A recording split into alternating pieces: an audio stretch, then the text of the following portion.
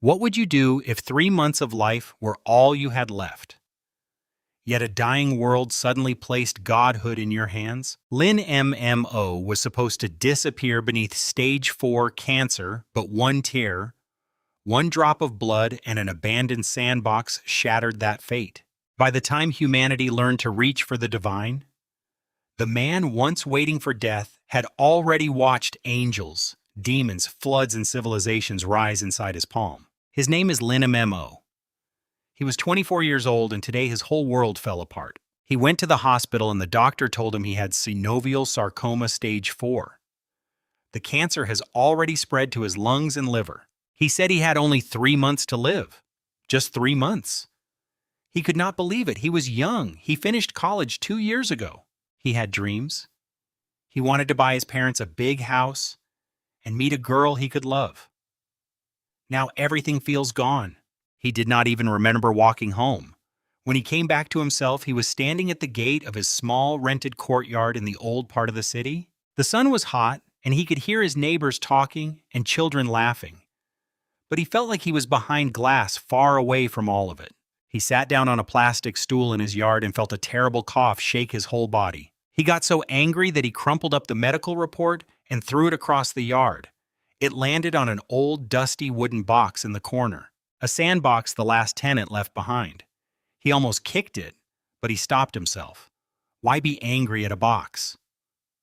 He opened the lid. Inside was just yellow sand. Nothing special. Then he started thinking about his parents, about how much this news would hurt them, and tears came to his eyes. A single tear fell onto the sand. Then he coughed hard, and a drop of blood fell on the same spot. That's when everything changed. A strange humming filled his head. The sand started moving on its own, swirling like it was alive. It shaped itself into a tiny desert world. Little dunes, small rocks, every grain perfect. Glowing white words appeared in the air. Dimensional sand table activated. Bound user Lin MMO life energy 0. He could not believe his eyes. His hand passed right through the floating letters. This was real. This was magic or something like it. And one wild thought came into his mind. Maybe this life energy could save him. Maybe this is his chance to live. He touched a sand dune, and information flowed into his head. He could reshape the land using his mind. He tried it, and a dune turned into a small valley. It made him tired, like he had not slept all night, but it worked. He was like a god in this tiny world. He tried to create water from nothing, but that didn't work. So he got a real glass of water and let one drop fall into the valley. That single drop became a whole clear lake, a little oasis in his lifeless desert. New words appeared. The world is now ready for life. Should he inject the concept of life to start evolution? His breath caught in his throat. This was the moment. Without thinking twice, he said yes. The moment he said yes, he felt something strange happen inside him. It wasn't his strength being drained, it was something deeper, like a tiny piece of his soul was being pulled out. The drop of his blood on the sand started to glow red. Then the glow spread out and mixed into the tiny world. That drop of blood had become a seed of life. New words appeared in his mind. The cost was primal blood. The world was now evolving. A simple single-celled life form had been placed into what the sandbox called the Lake of Beginnings. But when he looked at the lake, it looked the same as before. Just clear water. "Where are they? I can't see anything," he muttered. Then he had an idea. If he could change the land with his thoughts, maybe he could zoom in too. He focused hard. Closer, closer, even closer. Suddenly he was looking at an underwater world. He could see everything like a god. And there they were, tiny specks of light moving and splitting in two. His first living creatures. He had done it. He had made life. He felt his heart pounding. He was not just a dying man anymore. He was the creator of this little world. Though he had to admit he was a pretty weak god right now. When he checked the panel again, he saw a problem. Life energy was still 0. He guessed these tiny cells were too simple to make energy yet. He needed them to evolve, but evolution takes millions of years. At normal speed, he would be long dead before they grew into anything useful. He focused on the speed setting. A new message told him he could speed things up to 10,000 times faster. He picked the maximum right away. Big mistake. A wave of tiredness hit him like he had not slept for 3 days. His head spun and he almost fell over. He had to sit down on his stool and breathe. He learned his lesson. He could not use this power carelessly or his world might survive, but he won't. After resting, he zoomed in again. Now the little cells were moving super fast. They split, grew, and died in seconds. A whole cycle of life was racing by in his tiny lake. The sun was already setting. He had not eaten or drunk anything all day. He was exhausted and starving. But for the first time, he really wanted to live.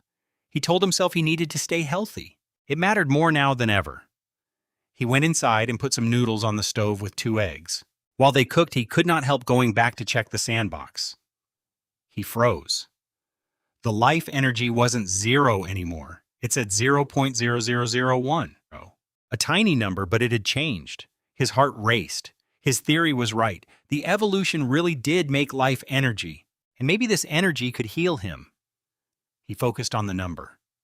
A message popped up asking if he wanted to absorb it. It even said this energy might repair damage to his body. Absorb it, now, he said. A warm feeling flowed from the sandbox into his arm and spread through his body. It felt like soft rain falling on dry ground. The sharp pain in his lungs, the pain that had been there all day, got just a little bit lighter. This was real. He was not imagining it. He was shaking with excitement.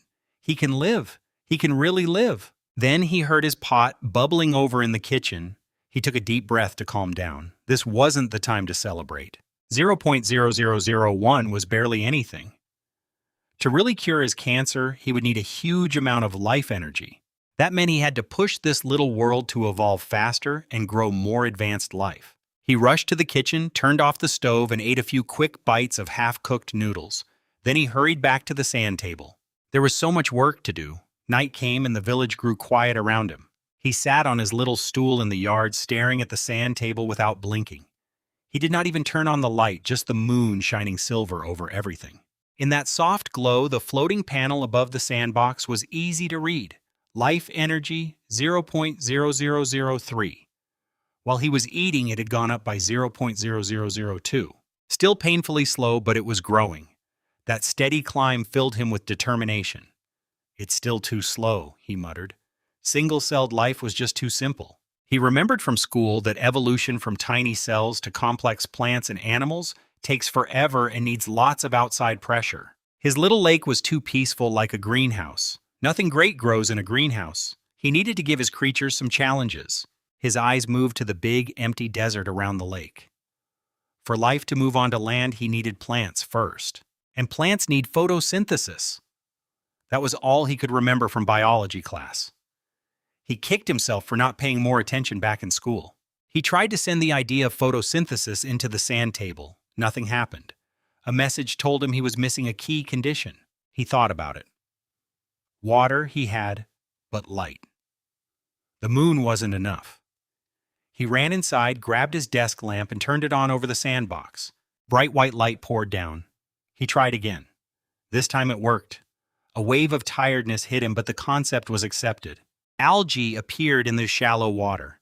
He zoomed into the microscopic view and watched in wonder. Tiny green dots, chloroplasts, were forming inside cells. Some algae floated freely. Others stuck to rocks at the bottom, making soft green patches. Little bubbles floated up to the surface. Oxygen. For the first time, his world was making its own oxygen, and the numbers on the panel jumped fast. 0.00150, 0.00160, 0.0017. Life energy was being made more than 10 times faster now. His idea had been completely right. He absorbed the energy right away. A much stronger warm feeling flowed into him. The sharp pain in his lungs almost vanished, replaced by a gentle tingling. He could actually feel damaged cells being repaired. He let out a long breath. He knew it was still temporary, but it felt wonderful. The algae kept multiplying with the sped-up time. Soon the shallow lake was covered in green, and tiny primitive animals became more active because of all the new oxygen. A simple little ecosystem was forming producers and consumers. He felt real pride as the creator of this world.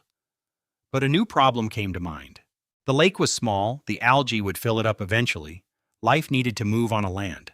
He thought about moss, one of the earliest land plants, simple, and only needing a damp place to live. The wet sand around the lake was perfect. He tried to inject the concept of moss, but it failed. The message said his algae hadn't evolved enough yet. The gap was too big. He could not rush it. He was not upset. Time was sped up and he had patience. He checked his phone midnight already. Tiredness hit him all at once. After the shock of his diagnosis and this incredible day, his mind was finally relaxing. He told himself mental energy was also a resource. He had to rest to keep creating. Before bed, he checked the panel one more time. Life energy, 0.0125. In just a few hours, it had passed 0.01. He absorbed it, and an even richer warm current flowed through him. His heavy, sick body felt light again. For the first time since his diagnosis, he fell into a truly peaceful sleep. While he slept, the sandbox kept evolving at incredible speed. For creatures that only live minutes or seconds, a single night was like a whole age passing by.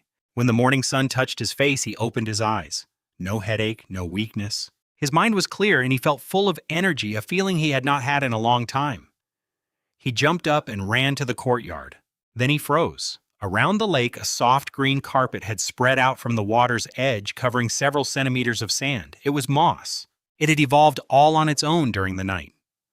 He zoomed in close to look at the green ring around the lake. Yes, they really were moss, tiny clusters clinging to the damp sand shining in the morning sun.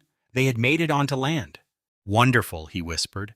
"I never expected one night could bring such a big surprise."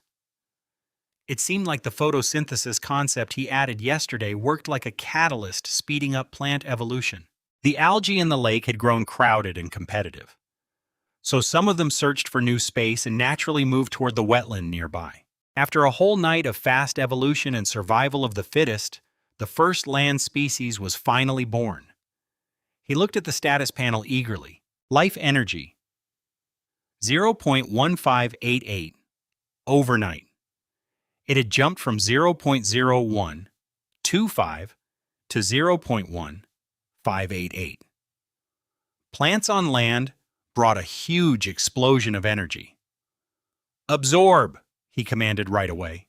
A warm current much stronger than before flowed from the sandbox into his body. Wrapped in that warmth, he could actually see something amazing happening. The cancer cells multiplying in him were dissolving like they were melting under sunlight. The progress was slow, maybe less than 1/10,000 of the total, but it was really happening. This wasn't just pain relief anymore. This was real healing. He let out a long breath. His whole body felt cleansed and refreshed, but it still wasn't fast enough. The moss could only survive near the water. The huge desert was still dead and empty. He needed better plants that could handle dry land. His next step was ferns. Ferns have roots, stems, leaves, and vascular tissues, so they can grow taller and spread further inland. He did not rush. He thought it through first.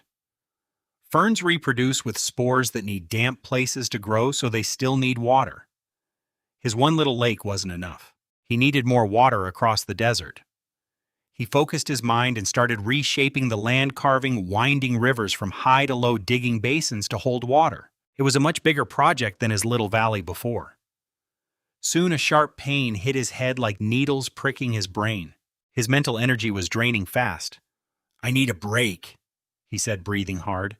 His face must have been pale. Being a creator god wasn't easy at all. It was exhausting work, both body and mind.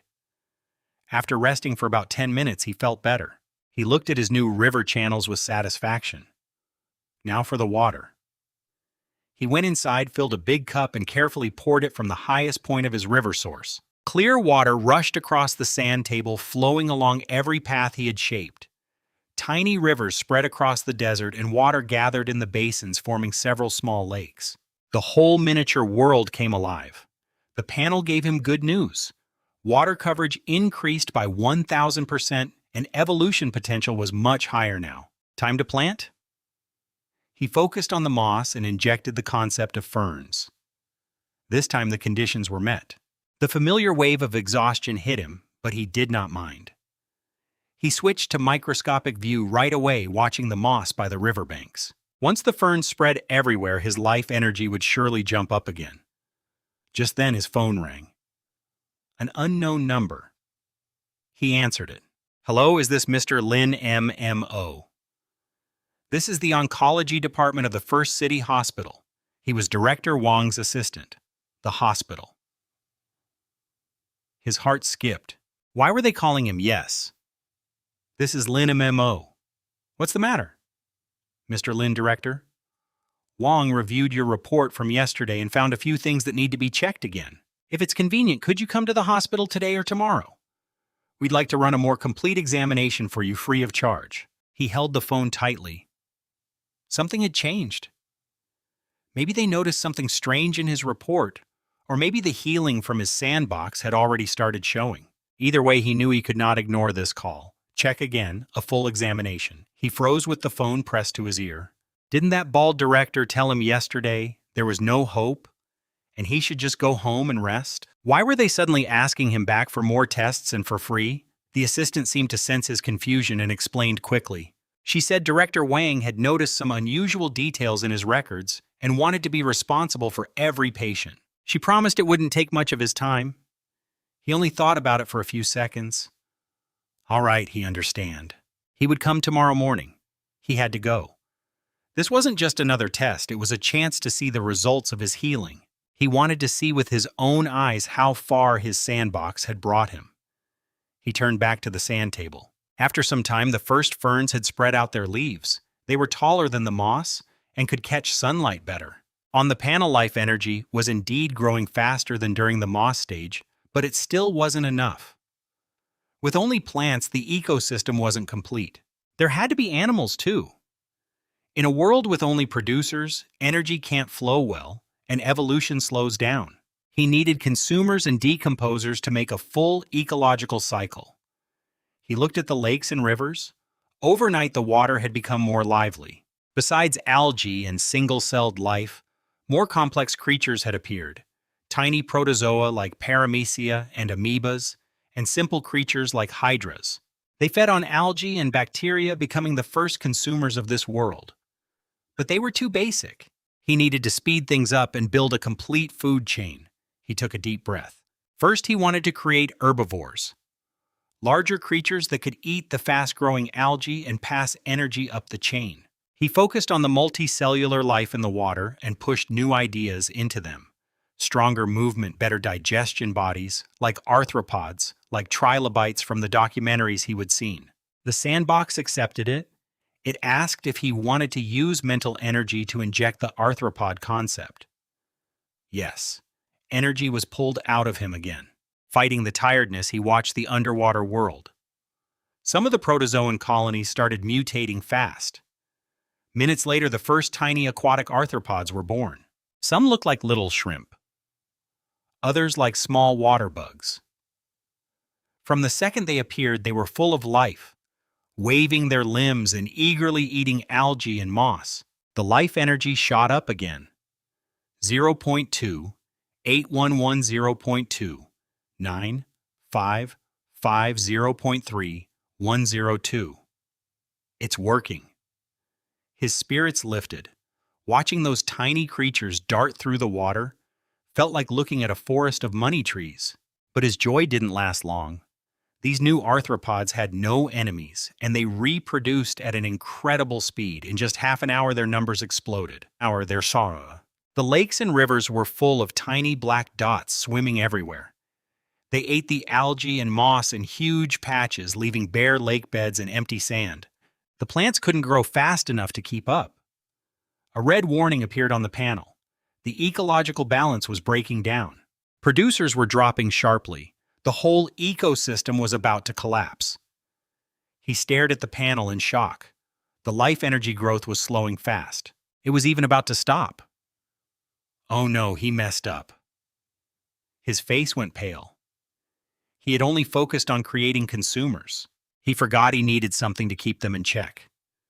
They were like an invasive species with no predators. If this kept going, the plants would all be eaten, the arthropods would starve, and his whole world would return to silence. The first mass extinction had arrived without warning, and he had caused it himself. Darn it. He was careless. He stared at the red warning on the panel, his heart racing. How could he have forgotten something so important? Every stable ecosystem needs balance. The arthropods he made were like locusts in his miniature world. Nothing survived where they passed. The beautiful green of his lakes was fading before his eyes. Big patches of algae and moss were completely eaten, leaving only empty ruin. After clearing one area, the arthropods moved straight to the next. The life energy had stopped growing and was even starting to drop. 0.3541, 0.3540.3. This world's vitality was weakening. If it collapsed, he would die with it. This was his only source of survival. What could he do? Should he use his creator powers to wipe out all those insects? No, he rejected that idea immediately. The arthropods were also an important source of life energy. Destroying them all would be like cutting off his own strength. And even if he killed them, as long as the environment was good, a few survivors would just multiply again. Better to guide than to block. The answer was to introduce natural enemies, predators, to control their numbers and bring balance. Fish, he thought, but that was too big a jump. Skipping entire groups like mollusks and chordates. Forcing fish into his world right now would surely fail. Then he got a better idea. He did not need a whole new species. He could split the arthropods themselves. Let some of them evolve into hunters of their own kind. This pattern exists on Earth too. Mantises hunt locusts. Both are insects. Among you a king must rise. He focused his thoughts on the swarming arthropods. You need sharper jaws to break through the shells of your kin. You need greater speed. You need the instinct to hunt. He forced the concept of hunting into his world. This injection cost him far more mental energy than ever before. He groaned and had to hold onto the table to stay upright. When he looked again, a fierce transformation was happening. With time sped up thousands of times, some arthropods were changing fast. Their mouths became sharp like blades, their bodies grew longer, their limbs stronger, and most importantly, their minds changed. Their eyes now showed a wild, primal hunger. The first hunter locked onto an unsuspecting herbivore feeding on moss. It shot forward like an arrow, a faint cracking sound. Sharp jaws pierced the shell-green fluid spilled out. The prey had no time to react. More and more mutated hunters joined the feast. The overcrowded lake became a brutal battlefield. Countless herbivores were hunted down, their numbers dropping faster than they had ever grown. He watched it all calmly. He felt no pity. This was the result he wanted. This was the law of nature, survival of the fittest. He had only one goal: to keep this world evolving so it could give him life energy. The panel flashed with good news. A food chain had formed. Producers, primary consumers, secondary consumers. Ecosystem stability had greatly increased. Life energy production was soaring exponentially. 0.4122, 0.4589, 0.5301. In just minutes, it broke past 0.5 and kept climbing faster. A harsh but healthy ecosystem burst with far more life than a peaceful, fragile one. He finally relaxed, feeling the cold sweat on his back. Being a creator god was truly nerve-wracking. He dropped into his chair, absorbing the new life energy. Warm waves stronger than ever flowed into his body. A few hours passed. The sandbox finally stabilized. Predator numbers settled at a healthy level. The herbivores that survived the slaughter were no ordinary creatures. Some had harder shells, some moved faster. Some learned to hide in the sand to escape their hunters. The arms race had begun. A delicate balance formed between hunter and hunted. With predators keeping them in check, the plants had a chance to recover and flourish again. The whole miniature world was full of life and growth. He nodded in satisfaction. Now he needed to decide the next step. Should plants grow into towering trees, or should animals begin the journey from water to land? As he thought, he noticed something at the river's mouth. Some predators, while chasing their prey, sometimes rushed onto the damp shore. They couldn't breathe there, and quickly returned to the water, but this caught his full attention. Landing. The move to land was beginning on its own. Yes? Landing. Plants had already colonized the land. Now it was time for animals to follow. From among you he will choose the brave ones to conquer the land. He focused on the hard-shelled arthropods that sometimes crawled onto the shore. Your gills must become organs that breathe air. Your limbs must grow stronger so you can walk. The Sandbox accepted his request, and this time, the energy cost was much smaller than when he introduced predation. He was starting to notice a pattern. The more fundamental and world-changing a concept was, the more energy it demanded. Building on what already existed was much cheaper. On the muddy shore, a great landing was quietly unfolding. At first, the chosen arthropods could only stay on land for a few minutes. Generation by generation, they stayed longer and longer. Finally, the first true land animals were born. They fed on moss and rotting ferns, becoming his world's first cleaners. Life energy, 1.2588. It finally broke past the whole number 1. But he had learned his lesson. Before the ecosystem could warn him again, he quickly created predators. He picked the strongest water hunters and gave them the concepts of living on land and hunting on land. A terrifying predator was born like a mix between a giant spider and a scorpion. As soon as they reached land, they started hunting the plant-eating insects. Through fierce competition, the land ecosystem grew mature and stable fast.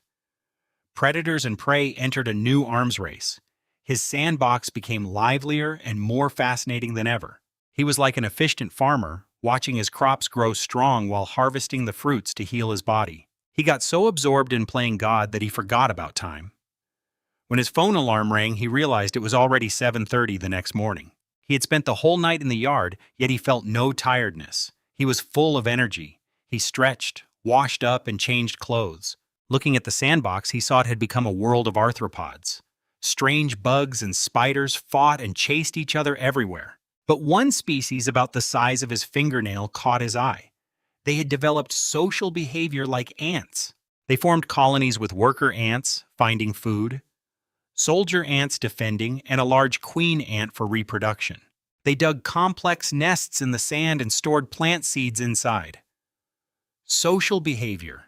This is the beginning of intelligence. His eyes lit up.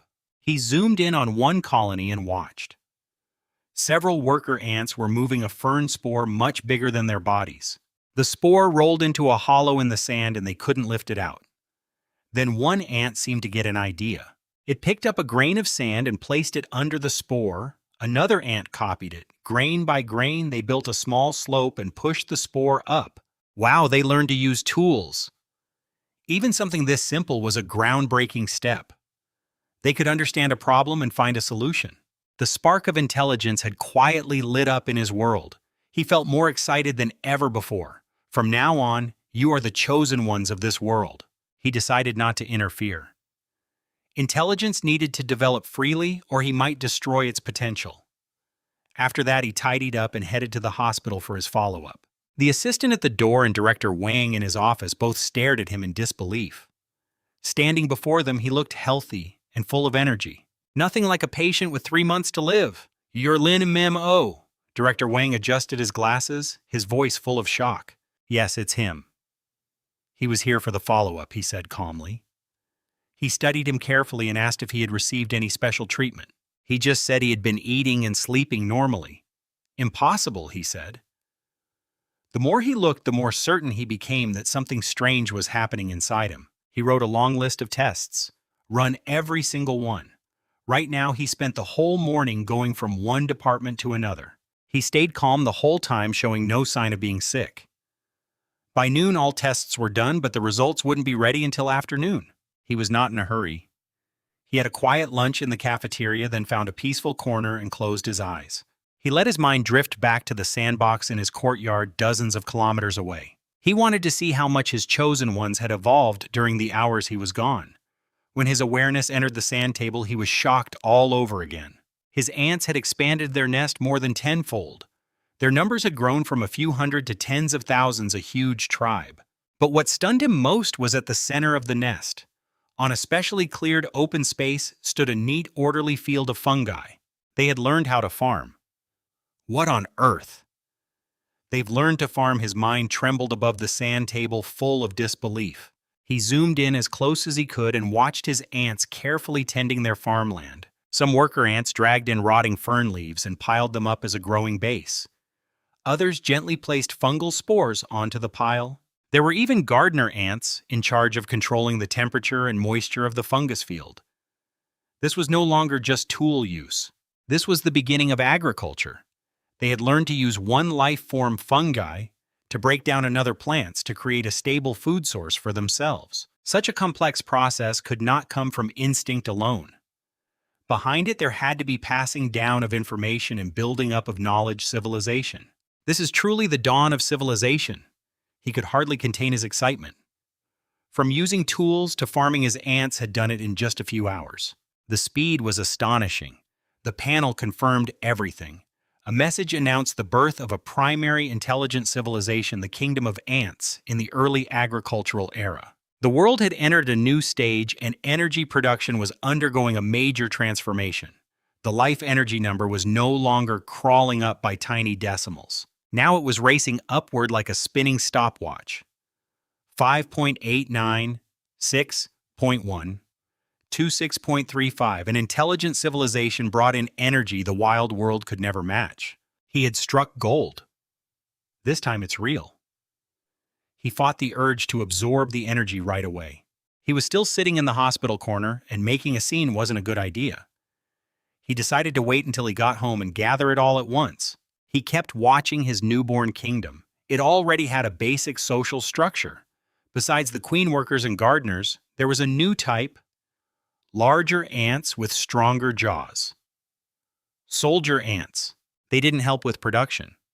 Their only job was to protect the nest and to expand outward. He watched an army of hundreds of soldier ants marching toward another weaker tribe still in the gathering stage. War had appeared along with civilization. They were fighting for land and resources. He watched quietly without interfering. War was the catalyst for civilization to grow. Only harsh competition could make the strong rise and push the world forward.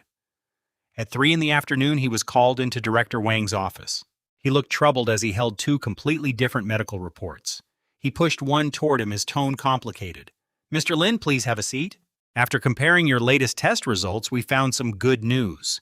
It seems our previous diagnosis might have been inaccurate." I picked up the report, pretending not to understand.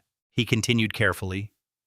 "The tumor in your body does exist, but it's not as serious as we first thought. The latest results show your condition is at a middle stage, not the final one. This means we have a strong chance to control it, or even cure it with active." He let a look of relief and careful joy show on his face. "Doctor, you mean I can still be saved?" "Yes, there's a strong chance." He nodded, seeming relieved himself. He had finally found a reasonable explanation. "We'll quickly make a new treatment plan for you. This is truly a blessing in disguise. All right." "Thank you, doctor. Thank you so much." I left the office looking deeply grateful. But the moment the door closed behind me, the excitement on my face vanished. A quiet, knowing smile took its place. A misdiagnosis that worked just fine? It meant he did not have to explain anything. No questions, no suspicion. The doctors had given themselves the perfect excuse. Now he would head home and absorb the last bit of energy waiting for him. Then he would begin a brand new journey of creation. He could hardly wait to see how far his ant kingdom would evolve next. By the time he got home from the hospital, the sky had already darkened. He closed the gate and let out a long breath.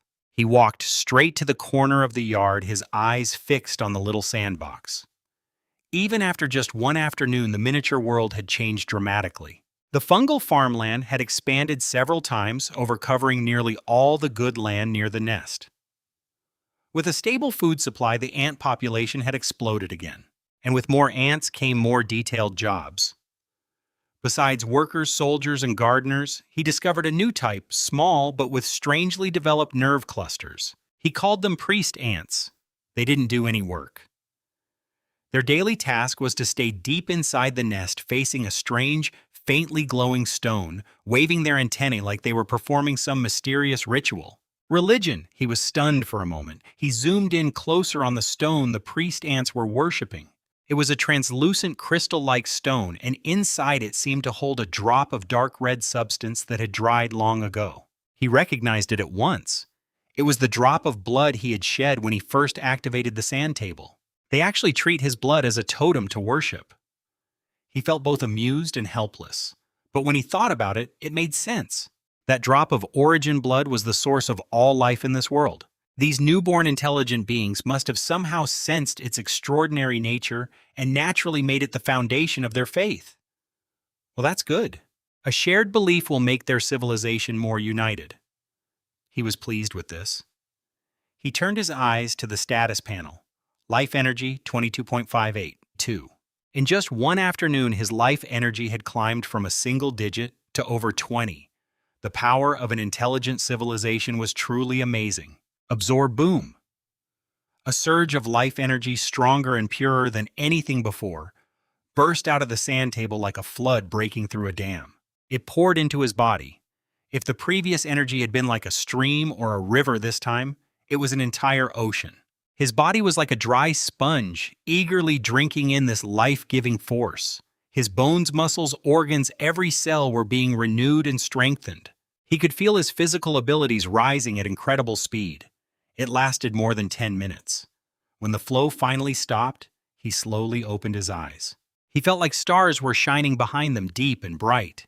He clenched his fist lightly, and the air cracked with a dull popping sound. A powerful, overwhelming strength filled his whole body. He stood up and walked to the corner of the yard. His landlord kept a big water jar there for pickling vegetables. It was full of water and had to weigh at least 200 or 300 pounds. Before he could barely move it. Now he grabbed the rim with just one hand and applied a little force. The heavy jar lifted right over his head, as light as a foam box. Whoa! He startled himself. He quickly set the jar back down gently, afraid he might accidentally crush it.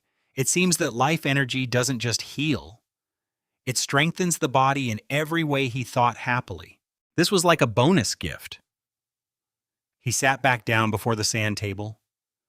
His eyes glowed as he looked at his ant kingdom with its early signs of civilization. The agricultural age is too slow, he murmured. My children, it's time for you to see what real power means. A playful, almost mischievous smile spread across his face. He was ready to light the first flame for his civilization. Fire was the mark of progress. It meant cooked food, warmth, protection from beasts, and stronger tools. But how could he help these tiny creatures understand and use it? After thinking for a moment, he pulled a crumpled pack of cigarettes and a box of matches from his pocket. He placed one between his lips and struck a match with a sharp hiss. To the ants in his sand world, it must have been nothing short of a miracle. A light brighter and hotter than the sun suddenly appeared in their sky. He lit his cigarette, took a deep breath, and flicked the burning match away. The match, like a little meteor trailing fire, landed perfectly in a patch of dry ferns just outside the ant kingdom. Fire came to life. Flames roared and spread fast, turning everything nearby into a sea of fire. The sudden disaster threw the ants into panic. They had never seen such a terrifying force that could consume everything. They scattered, fleeing from the deadly blaze. But he noticed something special. The priest ants, under the queen's command, carefully approached the edge of the fire. They seemed filled with awe and curiosity toward this powerful force from their god. One of the boldest priest ants hesitated for a long time. Then it picked up a small, unlit fern twig and carefully reached it toward the flickering flame. The tip caught fire, instantly bursting into a small, bright flame. The priest ant stared at the burning fire seed in its grasp, its whole body trembling with excitement. It had succeeded. It had mastered the heavenly fire. It raised the torch high as if declaring to the whole world a new era had begun. The priest ant holding the torch quickly rose to a position of great honor in the colony. It no longer needed to worship the blood-red crystal like the other priest ants. Instead, it was given its own special chamber, dry, separate, and filled with flammable twigs. It became the keeper of fire. As time flew by at incredible speed, the ant kingdom's understanding of fire evolved fast. From fear and awe, they learned to use fire for warmth, to drive away land predators, and eventually for cooking. He watched a worker ant drag the body of a fallen enemy soldier to the fire. Part of it got scorched, making a faint sizzling sound and releasing a strange roasted smell. The scent drew nearby ants closer. The worker carefully tore off a small piece of the roasted flesh and tasted it. Its antennae quivered with excitement. Cooked food was easier to digest than raw meat. This discovery completely changed their diet. They started deliberately roasting their prey before sharing it. A civilization that had mastered fire, entered the agricultural age, and developed religion and warfare held huge potential for evolution. But he frowned as he watched them. Still too slow. The bottleneck is too obvious, he muttered. The problem was their bodies. Their mouths couldn't do precise work. Their jointed limbs couldn't build complex tools. Their exoskeletons limited further brain growth. Worst of all, they communicated through antenna touch and pheromones. Very inefficient. Unable to carry complex knowledge. If this continues, they'll only become a smarter insect colony. They'll never build a real civilization. He stroked his chin. Since you can evolve on your own, he as your god will help you. He decided to carry out an unprecedented, bold divine transformation. He wanted to create a brand new, more perfect form for intelligent life. His eyes fell on the firekeeper. As the first to control fire, it had a faint connection to him. It's Firebringer. You're the one, the Prometheus of the new world. He focused his mind intensely and began injecting an extremely complex idea. He need a brand new species, break free from the exoskeleton, give them internal skeletons, free their mouth parts and evolve hands with fine fingers. Give them bigger brains and vocal cords for complex sounds, and their appearance should be like mine. In his mind, he pictured a tiny, perfect human form. A new prompt appeared. This injection would cost a large amount of mental energy and life force. Life force, too. That surprised him. This was the first time a prompt asked for that. He checked the panel. Life energy 31.45. Enough. Confirm. Inject it fiercely. Boom. He leaned against the yard wall, watching closely.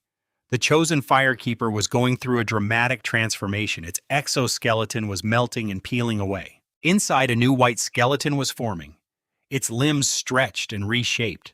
The front two pairs of legs slowly became arms with 5-fingered hands. Its head swelled rapidly. Its mouth parts faded away, replaced by a flat face with a mouth that could open and close. It was a painful but great transformation. In super sped-up time, the process seemed to last centuries. Finally, when the last shell fell off, a brand new life appeared in his sand table. It was a tiny, naked man. He had black hair and black eyes like him, smooth skin, and a perfect body. He looked at his hands in confusion, then tried to stand straight on his legs. He succeeded. At that moment, his companion, a female worker ant, who had guarded him and brought him food during his transformation, carefully approached his old lifeless shell. Her antennae gently touched a rib-like piece of the broken shell. The moment they made contact, the rib glowed with soft white light and merged into her body. Then she began the same transformation. Hers was much gentler than his. Eventually, a woman appeared beside him, also naked with clear female features. They looked at each other in confusion. Then he opened his mouth and made a series of hesitant, meaningless sounds. She tried to copy him and made a sound too. They were trying to communicate. A brand new way of communication, far more efficient than pheromones, was being born. Adam Eve. The Sandbox panel flooded with messages. Intelligent species, humanoid form created successfully. Cost 15 life energy plus huge mental power. World evolution now in the divine creation era. A new civilization, human civilization, was born. Life energy production had made a legendary leap. 18.11, 20.6, 6, 23.98. Watching the numbers climb like a rocket, he felt all his effort had been worth it. This is true civilization. This is the most efficient energy farm. His eyes filled with the pride of a creator as he looked at those two tiny figures. The other ants, seeing their two companions suddenly change, showed fear and backed away. Adam and Eve were isolated, but they had each other higher intelligence and now fire. Adam walked back to the fire and skillfully picked up a burning branch. The glow lit up his young, curious face. He looked up at the sky. In his dark eyes, there was no longer the dull instinct of an insect. There was a new light he had never seen before, the light of thought. Interesting, he smiled. He decided to create a perfect home for his first son and first daughter, a home that belonged only to them, a peaceful, carefree paradise. Let the lake of birth be the center and give you the best beginning. After resting a while, he got some of his mental strength back. He focused his thoughts on the biggest lake in the sandbox. This desert will become fertile soil. There will be evergreen meadows and shady trees. The water will have fish, the forest will have birds, and the trees will bear sweet fruit. As he imagined all of this, he used his mental power to reshape the land. He moved fern spores from far away and sped up their growth. Soon a lively oasis completely different from the surrounding desert appeared around the lake. This was the Eden he created for Adam and Eve. When he finished, his mental energy was nearly drained again. Being a god is hard work, he sighed. He decided to stop interfering for now and let them develop on their own. In the sandbox, Adam and Eve, rejected by the ant colony, wandered for a long time before finally being drawn to the beautiful oasis that had appeared out of nowhere. They carefully stepped in. When they saw the clear lake and tasted the sweet fruit, their faces lit up with childlike joy. They settled down there. Without any pressure to survive, they spent all their time exploring the world and each other. Their language improved quickly from sounds to words to short sentences. They named everything. Water, Adam said, pointing. Tree, Eve said, pointing. They learned to use tools. Adam made wooden spears with sharp stones for catching fish. Eve wove baskets from flexible vines. He watched like he was viewing a super high-definition documentary. They went from raw eating to cooking fish over fire, from nakedness to covering themselves with leaves to building their first simple wooden house. Soon Eve had their first child, then a second, a third. Children's laughter began to fill Eden. The new generation learned language, tools, and survival from their parents. Everything was developing just as he hoped. Life energy 56.88. It's time to set some rules for them, he thought. A civilization without reverence is dangerous. He did not want another locust civilization like those early insects. He had to plant a seed of awe for God in their hearts. I focused on the center of Eden, on the blood-red crystal holding my original blood. He sent a clear, powerful thought to all humans. All the fruits in the garden are yours to eat. Only the blood-red crystal in the center must never be touched or disrespected. Touching it will lead to your banishment. Adam, Eve, and their children all knelt in fear. For the first time, they truly felt the presence of God. From that day on, the center of Eden became a forbidden zone. He was pleased, but among Adam and Eve's descendants, one child was very different, Cain. He was naturally stronger and smarter than his siblings, but what made him most different was his eyes. Other children looked at the sky with awe. Cain looked at it with curiosity and a deep, hidden defiance. While other children played, Cain would secretly sneak to the edge of the forbidden zone, staring longingly at the crystal. "Father, why does God not let us touch that stone?" he would ask. "It's God's will. We must obey." Adam always answered sternly. But this answer couldn't satisfy Cain's restless heart. Is it because that stone hides a secret more powerful than fire or language? If he got that secret, could he become a god too? Time passed. Cain grew into the strongest young man in Eden. His wisdom even surpassed his father's. He improved the wooden spear with sharp stone tips and discovered that plant fibers could be twisted into ropes for fishing nets. His reputation grew, and so did his desire for the crystal. Finally, on a clear moonlit night, he made his decision. Alone, he walked step by step to the forbidden area. He stood before the crystal, feeling its powerful energy waves. He reached out trembling and touched its cold surface. "God, forgive my curiosity. I just want to know what is hidden behind this taboo." Then with all his strength, he stabbed the sharp stone of his spear into the blood-red crystal. Meanwhile, he was sitting in his small courtyard drinking cola and watching a drama. He suddenly dropped his can with a loud clatter. Wow, he felt a chaotic negative energy flooding back into his mind from the sand table. It was quickly neutralized by stronger life energy, but the feeling was like a mouse dropping had fallen into a carefully prepared bowl of delicious soup. Who did this? He focused his consciousness on the sandbox and found the source instantly. Cain lay on the ground glowing with an ominous red light. The pierced crystal was releasing its core energy. "Damn, it's you, you little brat." That drop of primal blood was the singularity of the whole world, the foundation of its rules. Now its pure life essence had mixed with concepts like power, conquest, selfishness, and greed, turning into a chaotic dark force. He could feel the energy flow of the whole sandbox becoming sluggish. The pure, harmonious growth was gone, replaced by a wild but empty feeling. Cain slowly stopped convulsing. He stood up. His eyes had completely changed. Before they held curiosity and defiance. Now they held only cold reason and deep, unending ambition. He felt the tearing force inside him and looked at his trembling family. For the first time, a smile appeared at the corner of his mouth, full of contempt and a desire for control. God, Cain whispered hoarsely. From today on, he was the god. He ignored everyone and walked straight out of Eden. He wanted to go to the wild outside world and build his own kingdom. Little brat. His mind moved, and a powerful divine force instantly locked onto Cain, enough to crush all of Eden. Erasing a creature from this simulation would be easier than crushing an ant. But just as he was about to wipe him out, he stopped. He sensed that for the first time, something other than pure life energy had appeared in his world. A chaotic, ambitious, desire-filled dark energy. It annoyed him, but in a way it also made the world start moving forward. Civilization had been evolving in harmony and purity like still water. Now Cain had been thrown in like a catfish. How much would he stir up this water?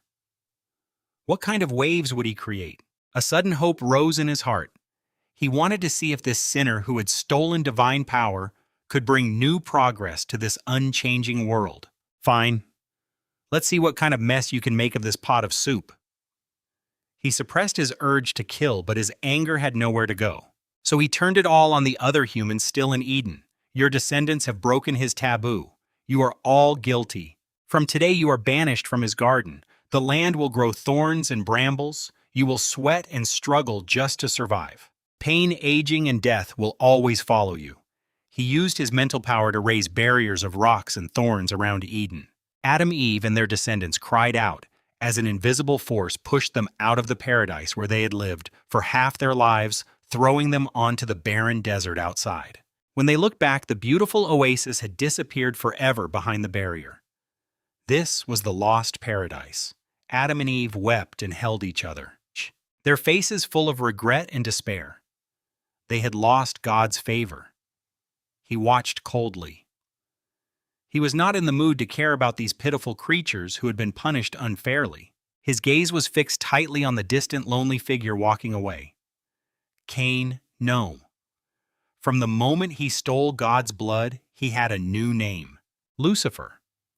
After leaving Eden, Lucifer didn't seek out his own kin. To him, those who only knelt and prayed, easily frightened by a single word from God, were just weak sheep not worthy of his company. He wanted to find new power. His eyes turned to the ant people still thriving across different parts of the world. These were the descendants of Adam and Eve that he had not chosen for transformation. After many generations, they hadn't become human-like, but they had grown smarter. They still kept their insect social structure, living in large tribes that controlled water and land. The strongest was the ant kingdom, where the original Adam had been born. They had mastered fire and farming, making them one of the most powerful forces in the world besides humans.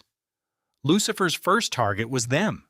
When his tall, strange figure appeared in the ant kingdom's territory, the soldier ants got alert fast. Many strong soldier ants with fierce jaws rushed out and surrounded him, making threatening hissing sounds. In their eyes, this two-legged monster was an intruder they had never seen before. Lucifer looked at these once-feared relatives with a cold smile. He didn't dodge at all. He let the strongest soldier ant with jaws strong enough to crush stones bite deep into his thigh. A sharp clang rang out like metal hitting metal.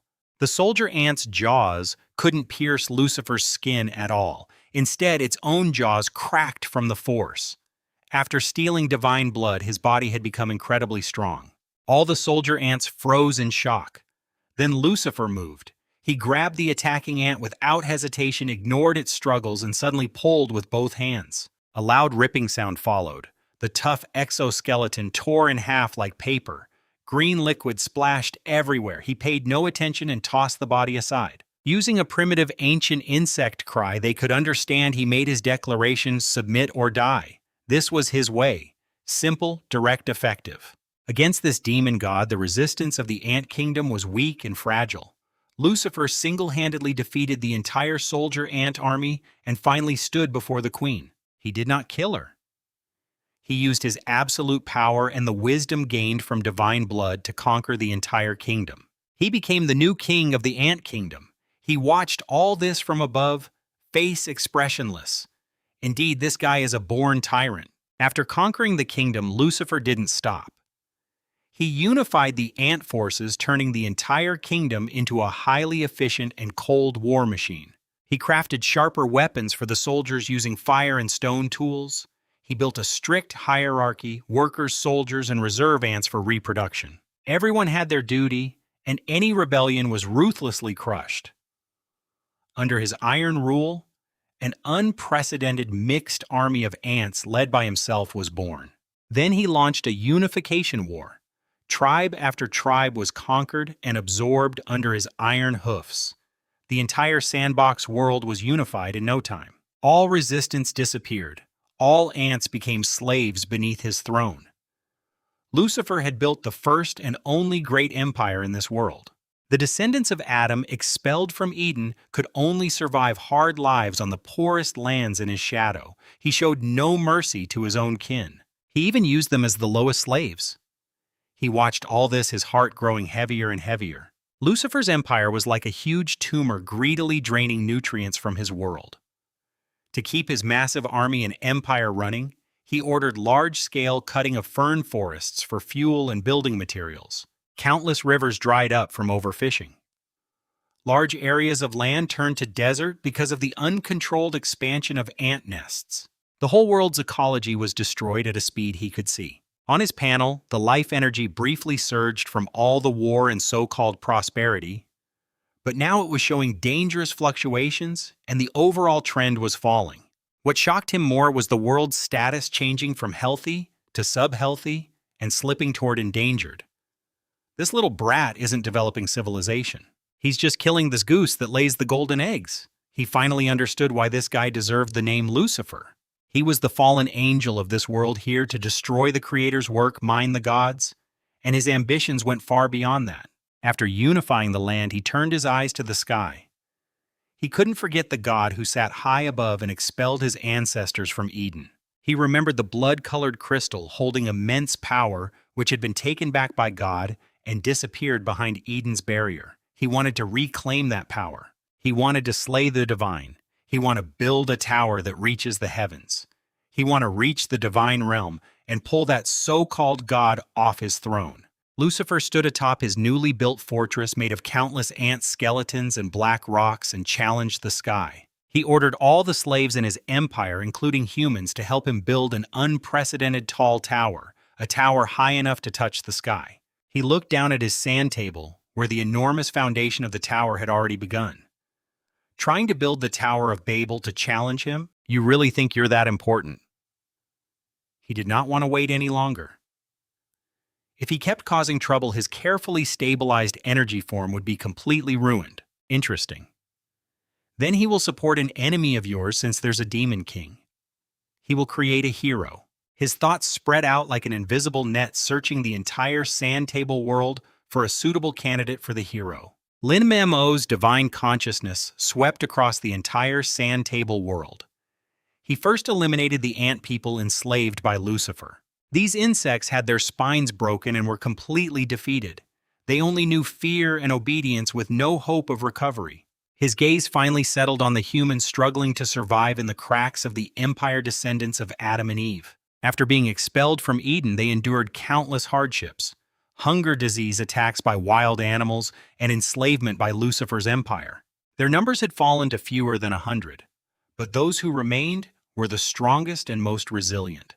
In their small, dilapidated village made of stones and mud, Lin Mo found his target. It was a young man. His name was Michael.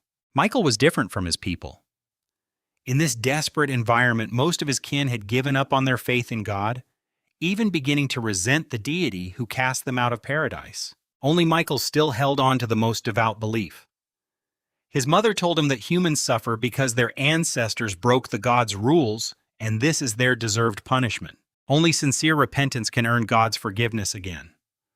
Michael believed this completely. Every day, besides working hard to find food for his people, he would kneel on the ground and pray very devoutly to the sky, to the unseen God. God, please forgive our sins. God, please save your lost lambs and free them from the evil one's control. Lin MMO listened to Michael's prayers and smiled slightly. Good. He's a promising young man. Firm faith, proper values, and a strong sense of mission. The most important thing is he hates Lucifer. You're the one, his brave one. Lin MMO made up his mind. He decided to give Michael divine blessing, a power strong enough to fight against Lucifer. That night, while Michael was sleeping deeply in his simple stone hut, Lin MMO gave him his first divine revelation. In his dream, Michael saw a tall, glowing figure that he could not look directly at. Michael, the voice echoed directly in his soul. God, is that you? Michael trembled with excitement. He was the one true God who created the world and expelled your ancestors. Lin MMO spoke in a cold, emotionless tone. I heard your prayer. Your faith pleased me. Lucifer, that thief who stole a bit of my power, has blasphemed my creation.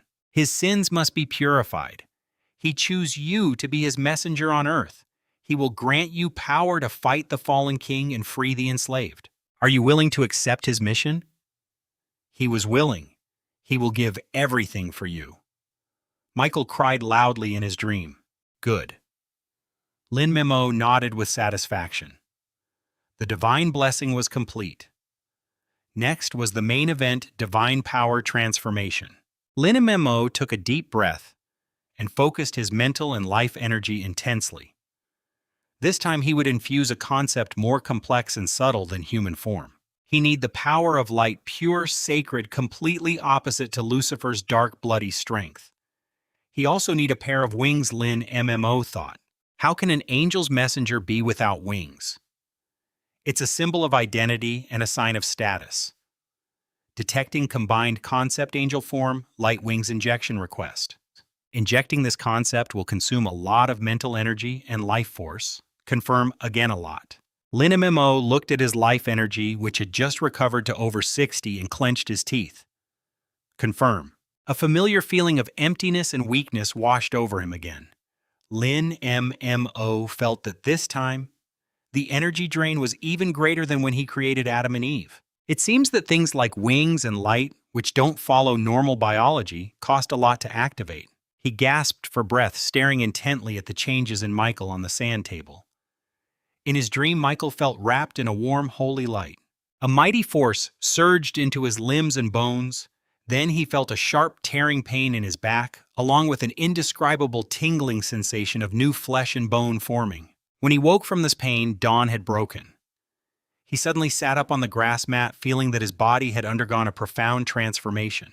He looked down at his hands, noticing a faint glow flowing over his skin. An unprecedented sense of power filled his body. Then he sensed something strange at his back. He turned his stiff neck and saw a scene he would never forget. A pair of huge, pure white wings made of radiant light slowly spread from his shoulder blades. Every feather on the wings was clearly visible, emitting a sacred, warm glow that lit up the dark stone hut as bright as day. This is Michael. Reached out, trembling, touching the wings that seemed not to belong to this world. They were not flesh and blood, but a physical form of energy. Warm, holy, full of power, divine grace. This is the strength bestowed upon him by God. Michael understood instantly. He knelt on the ground, tears streaming down his face.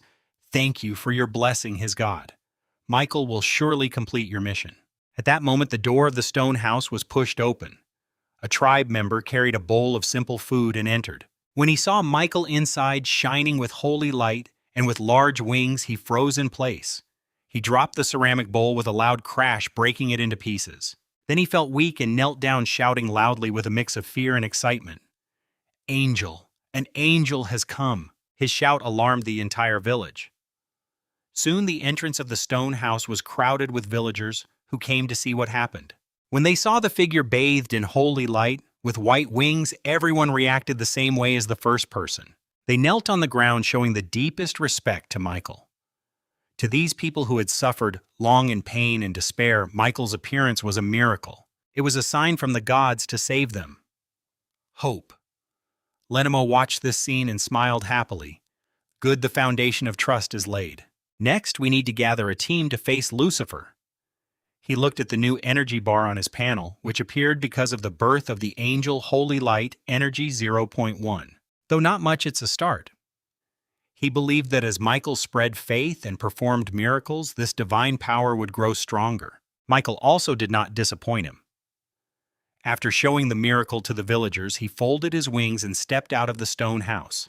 He looked at the ragged villagers kneeling before him and spoke with a firm, powerful voice, repeating what he had heard in his dreams. He was the divine messenger on earth, sent by the gods to save you. All who believe in the gods will be redeemed. All who oppose the demon king will be reborn. Now take up your weapons and follow him. Together we will overthrow the tyrant's throne. Michael's call immediately received a response from all the humans. These people oppressed by the Lucifer Empire have long hated the tyrant deeply. They previously lacked the strength to resist and could only endure in silence. Now led by the angel Michael, their long-held anger and hatred have finally erupted. They picked up simple stone spears and wooden sticks gathered around Michael, forming a small rebel group of fewer than 50 people. Compared to Lucifer's army of tens of thousands of ants, this force is like a tiny insect trying to stop a giant. But victory in war is not just about numbers. He received a second divine command from God. Go as messenger. Seek out the souls still resisting Lucifer's control and free them from darkness. God's light will protect you. Michael immediately understood God's meaning. Although Lucifer's empire is vast, it is not unbreakable. Many of the later conquered ant tribes are still unwilling subjects. These are the targets worth fighting for. Michael quickly made a battle plan. He chose not to confront Lucifer's main army directly, but focused on a small mine at the empire's border. In that mine, hundreds of ant slaves from different tribes were forced to work. That night, Michael spread his enormous wings of light and flew alone like a white meteor, silently crossing the empire's defenses and arriving above the mine. The overseers in the mine soon noticed this unexpected visitor. Alarm bells rang out across the mine. Hundreds of ant guards with stone weapons rushed toward him from all directions. "Capture that winged monster!" The overseer leader shouted sharply. Michael hovered in the air calmly, watching the charging ants below. He slowly raised his right hand, gathering light in his palm. A long sword, made entirely of holy light, burning with white flames, appeared in his hand, the sword of the angel. "In the name of God, purify your sins!" Michael shouted angrily, swinging the light sword and diving downward. He is like a hunting falcon rushing into a flock of sheep. Each flap of his wings stirs up a strong wind. Every time he swings his light sword, he easily cuts through the tough shells of the Ant-Man. The pure flames have a natural restraining effect on these creatures that are used to darkness and killing.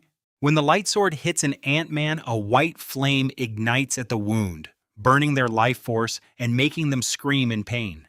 This is a one-sided slaughter. Michael shows a fierce fighting power, very different from his usual gentle image like a war god. The Ant-Man slaves trapped in the mine look out through the bars, terrified as they watch this miraculous battle outside. They see the glowing figure with wings fighting through hundreds of overseers as if no one is there. In less than half an hour, Michael kills all the overseers in the mine. When he cuts off the head of the last overseer, sheathes his light sword, and slowly lands on the mountain of Ant-Man bodies, the entire mine falls silent. The slaves look at Michael with awe as if he were a divine being. Michael walks to the cage where they are held, cuts open the stone lock with his sword. "I am Michael, the messenger of the divine. He was here to free you. The tyranny of Lucifer will end, and all who follow the divine and oppose the tyrant will gain freedom. What is your choice?" The slaves look at each other, hesitating for a moment. Then an older Ant-Man respected in the tribe kneels first. "We want to follow you, Angel." Led by one, the others also kneel and pledge their loyalty to Michael. Michael's first action is a great success. He not only frees hundreds of slaves, but also seizes the food and tools stored in the mine. His rebellion army grows from dozens to nearly 1,000 people overnight. Lin Emo watches from above with great interest, even opening a bag of chips. Nice. Michael is impressive, brave, clever, and good at propaganda. Looks like there will be an exciting show. The value of life energy has slightly increased again due to the victory and the addition of new members. Soon Lucifer received news that the border mine had been attacked and all the overseers killed. Angel, a monster with wings. Lucifer sat on his throne made of bones listening to the scout's report. His crimson eyes flashed with anger. God, you finally can't hold back and send your pawns out. Send in orders. Gather the Black Armor Legion led by General Azazel. Crush those human villages and capture that winged fly alive. He want to strip his feathers in front of everyone and nail him to his tower. Lucifer's roar echoed through the grand hall of the Magic City. A real battle between civilizations is about to begin. Lin MMO crushed a chip, eyes full of anticipation. The main show is finally starting. He could feel that with the confrontation of the two camps, the entire world of the Sandbox was entering an intense and efficient state like never before. Whether it was Lucifer's empire or Michael's proto-god kingdom, both were pushing their limits in this arms race, developing better tactics, weapons, and organizations. All of this would eventually turn into pure life energy feeding back to him. The god fight, the more intense, the better. Your war is his nourishment. Lucifer's magic city, a huge city built from bones and obsidian, now shrouded in oppressive silence. On his throne, Lucifer propped his chin with one hand, crimson eyes piercing through the hall, as if he could see scenes from thousands of miles away. Below, a giant ant general, larger than ordinary soldier ants, and covered with fierce bone spines, knelt on one knee. He was Lucifer's most trusted commander, Azazel. Good for nothing. Lucifer's voice was cold without warmth.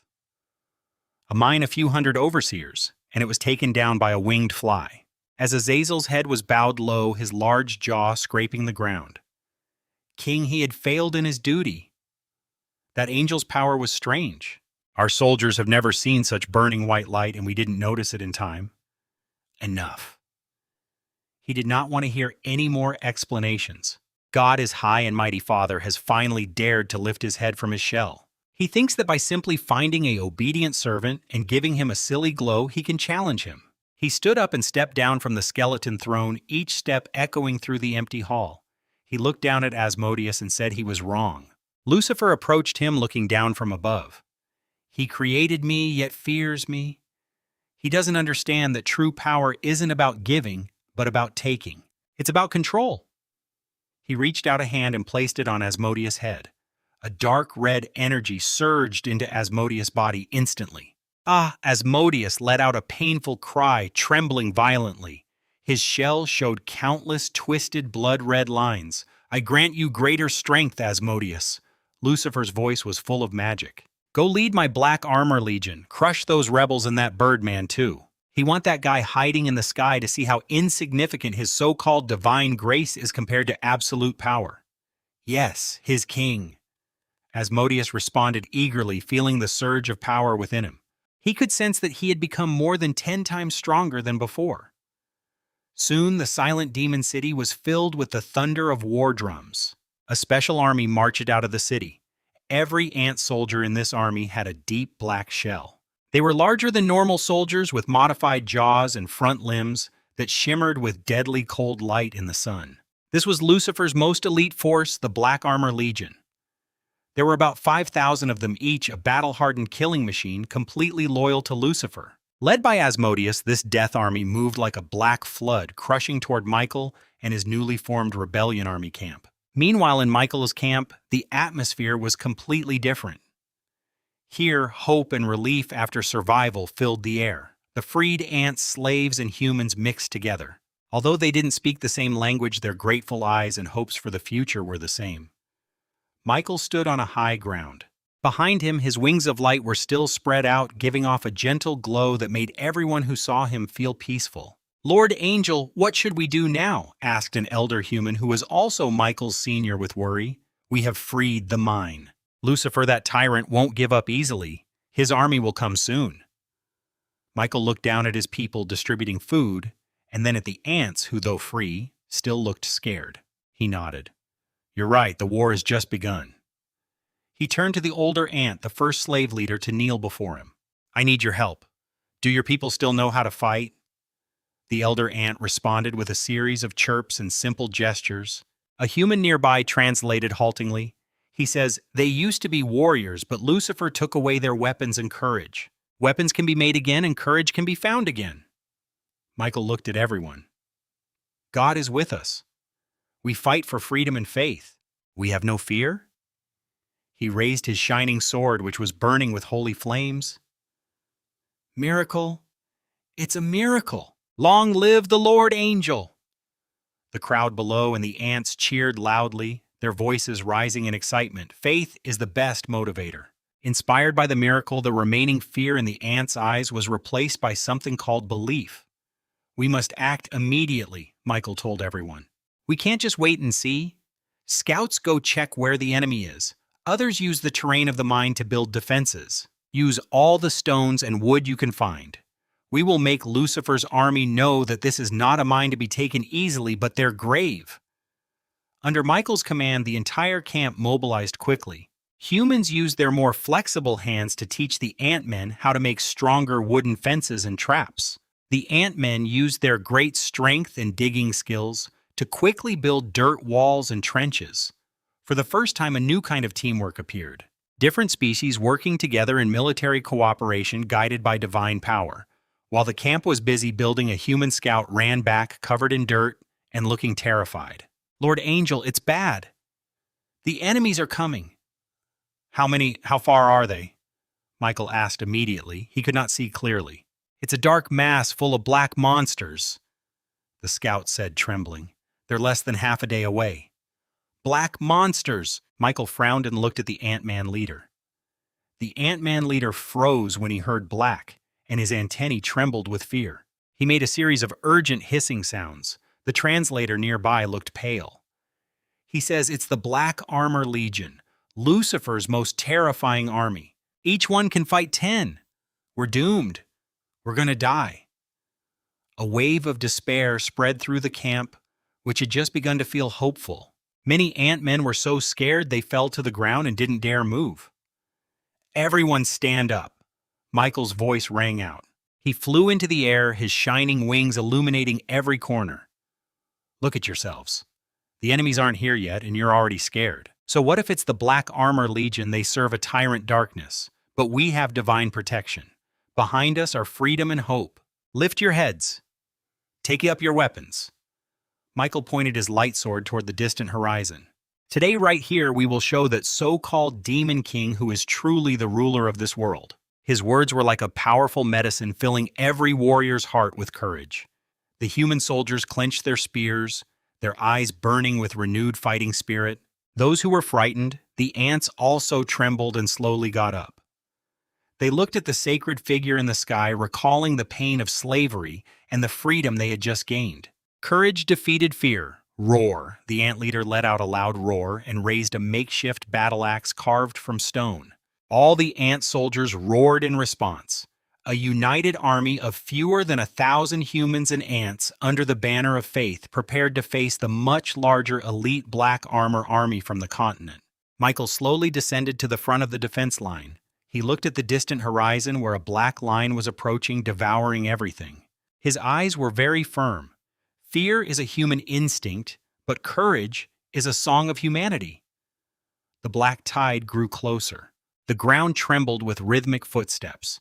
It was the orderly march of the 5,000 Black Armor soldiers, giving off a suffocating sense of pressure. Michael stood on a simple earthen wall, his light wings gently fluttering behind him. Pure light shone on every soldier in the Allied army, driving away their fear. "Archers, prepare!" Next to Michael, a human commander shouted loudly. Dozens of human archers pulled out simple long bows made from vines and tough wood with arrowheads carved from polished animal bones. This was their strongest ranged attack, but in the coming war it seemed so small. "Stay calm," Michael said calmly and firmly. "Follow his orders and wait until they are within range."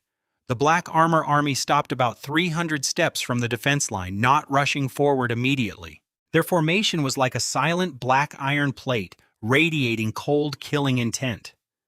The formation parted and General Azazel slowly stepped out. His body, enhanced by Lucifer, was taller than the surrounding black armor soldiers. Red veins flowed across his black shell, making him look especially fierce. "That winged one, is he your leader?" Azazel hissed. His voice had been specially evolved so that all intelligent creatures could roughly understand its meaning. "King Yuling, as long as you cut off your wings and kneel to surrender, he can spare the lives of the bugs behind you." Michael looked at this evil-looking monster and coldly replied, "Go back and tell your master that the glory of the gods cannot be insulted.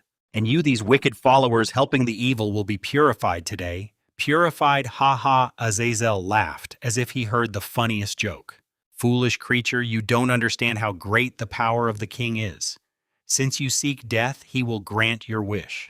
It suddenly raised its huge battle axe and pointed it at Michael's defenses. "Black Armor Legion charge. Crush them. Roar." 5,000 black armored soldiers roared together and moved forward like a raging beast, rushing toward the thin earthen wall.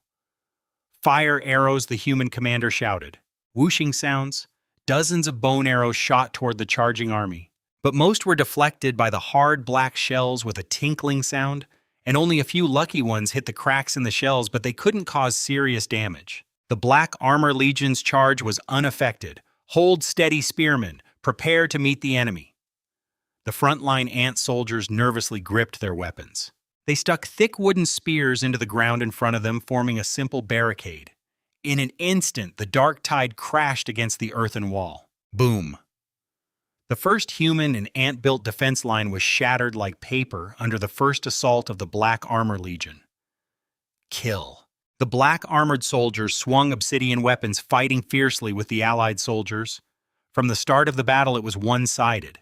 Although the ant soldiers of the Alliance gathered their courage, they were vastly inferior in strength, equipment, and fighting skills compared to the black armor soldiers. One black armor soldier could easily handle 3 or 4 allied ant soldiers at once.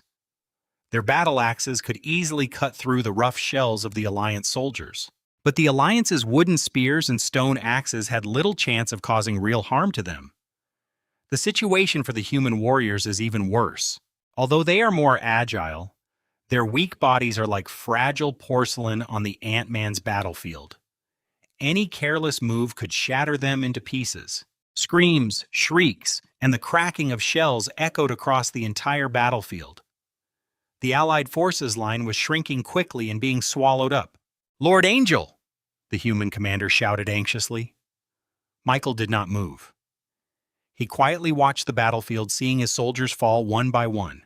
A flicker of pity crossed his eyes, but mostly there was determination. He was waiting for the right moment. Asmodeus did not personally join the fight. He stood at the back, sneering as he watched the slaughter. In his view, the battle was already decided. Just as the morale of the Allied forces was about to collapse, Michael moved.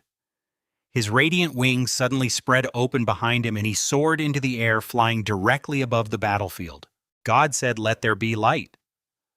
Michael raised his shining sword, unleashing the holy light energy granted by Lin MMO without holding back. A dazzling, sun-like beam of light descended from the sky, covering the entire battlefield. This light was warm and sacred, shining on the soldiers of the Allied forces. They felt their pain lessen. Their tired bodies regained strength, and their fear vanished, replaced by unstoppable fighting spirit, blessing of holy light. But this sacred light was like the deadliest poison to the Black Armor Legion. Crackle. All black armored soldiers caught in the light emitted black smoke from their shells, as if acid had been poured on them. Their strength weakened, movement slowed, and blood-red veins flickered under the light, emitting painful screams. "What is this thing?" Asmodeus was also forced to retreat, shielding his eyes with his arm. "Now's the time." "Counterattack," Michael's voice echoed in the sky. "For the gods. For freedom." The soldiers of the Allied forces, blessed by the holy light, rallied with great morale and launched a desperate counterattack. In this shift, the battlefield situation instantly reversed. A black armored soldier who normally would need 3 or 4 Allied Ant-Men to barely fight is now being tightly held by a brave and fearless Allied warrior.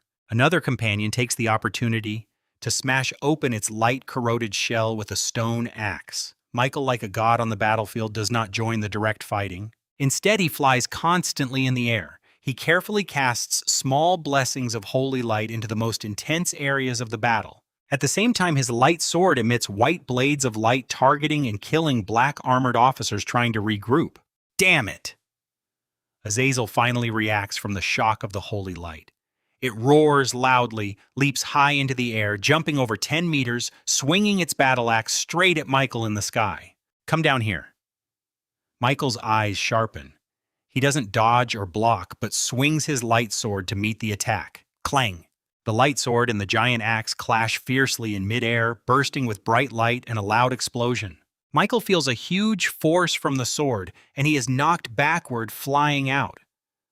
Azazel's strength far exceeds that of ordinary black-armored soldiers. An angel, just so. Azazel, having landed a hit, becomes even more reckless. It lands and then pushes off with its legs, shooting toward Michael like a cannonball again. Michael quickly stabilizes himself, flaps his light wings, and skillfully dodges Azazel's attack. He knows he cannot fight this monster with brute strength. His advantage lies in his agility in the air and the holy light's restraint on enemies. Thus, a chase unfolds above the battlefield. Azazel frantically pursues on the ground, jumping repeatedly to attack.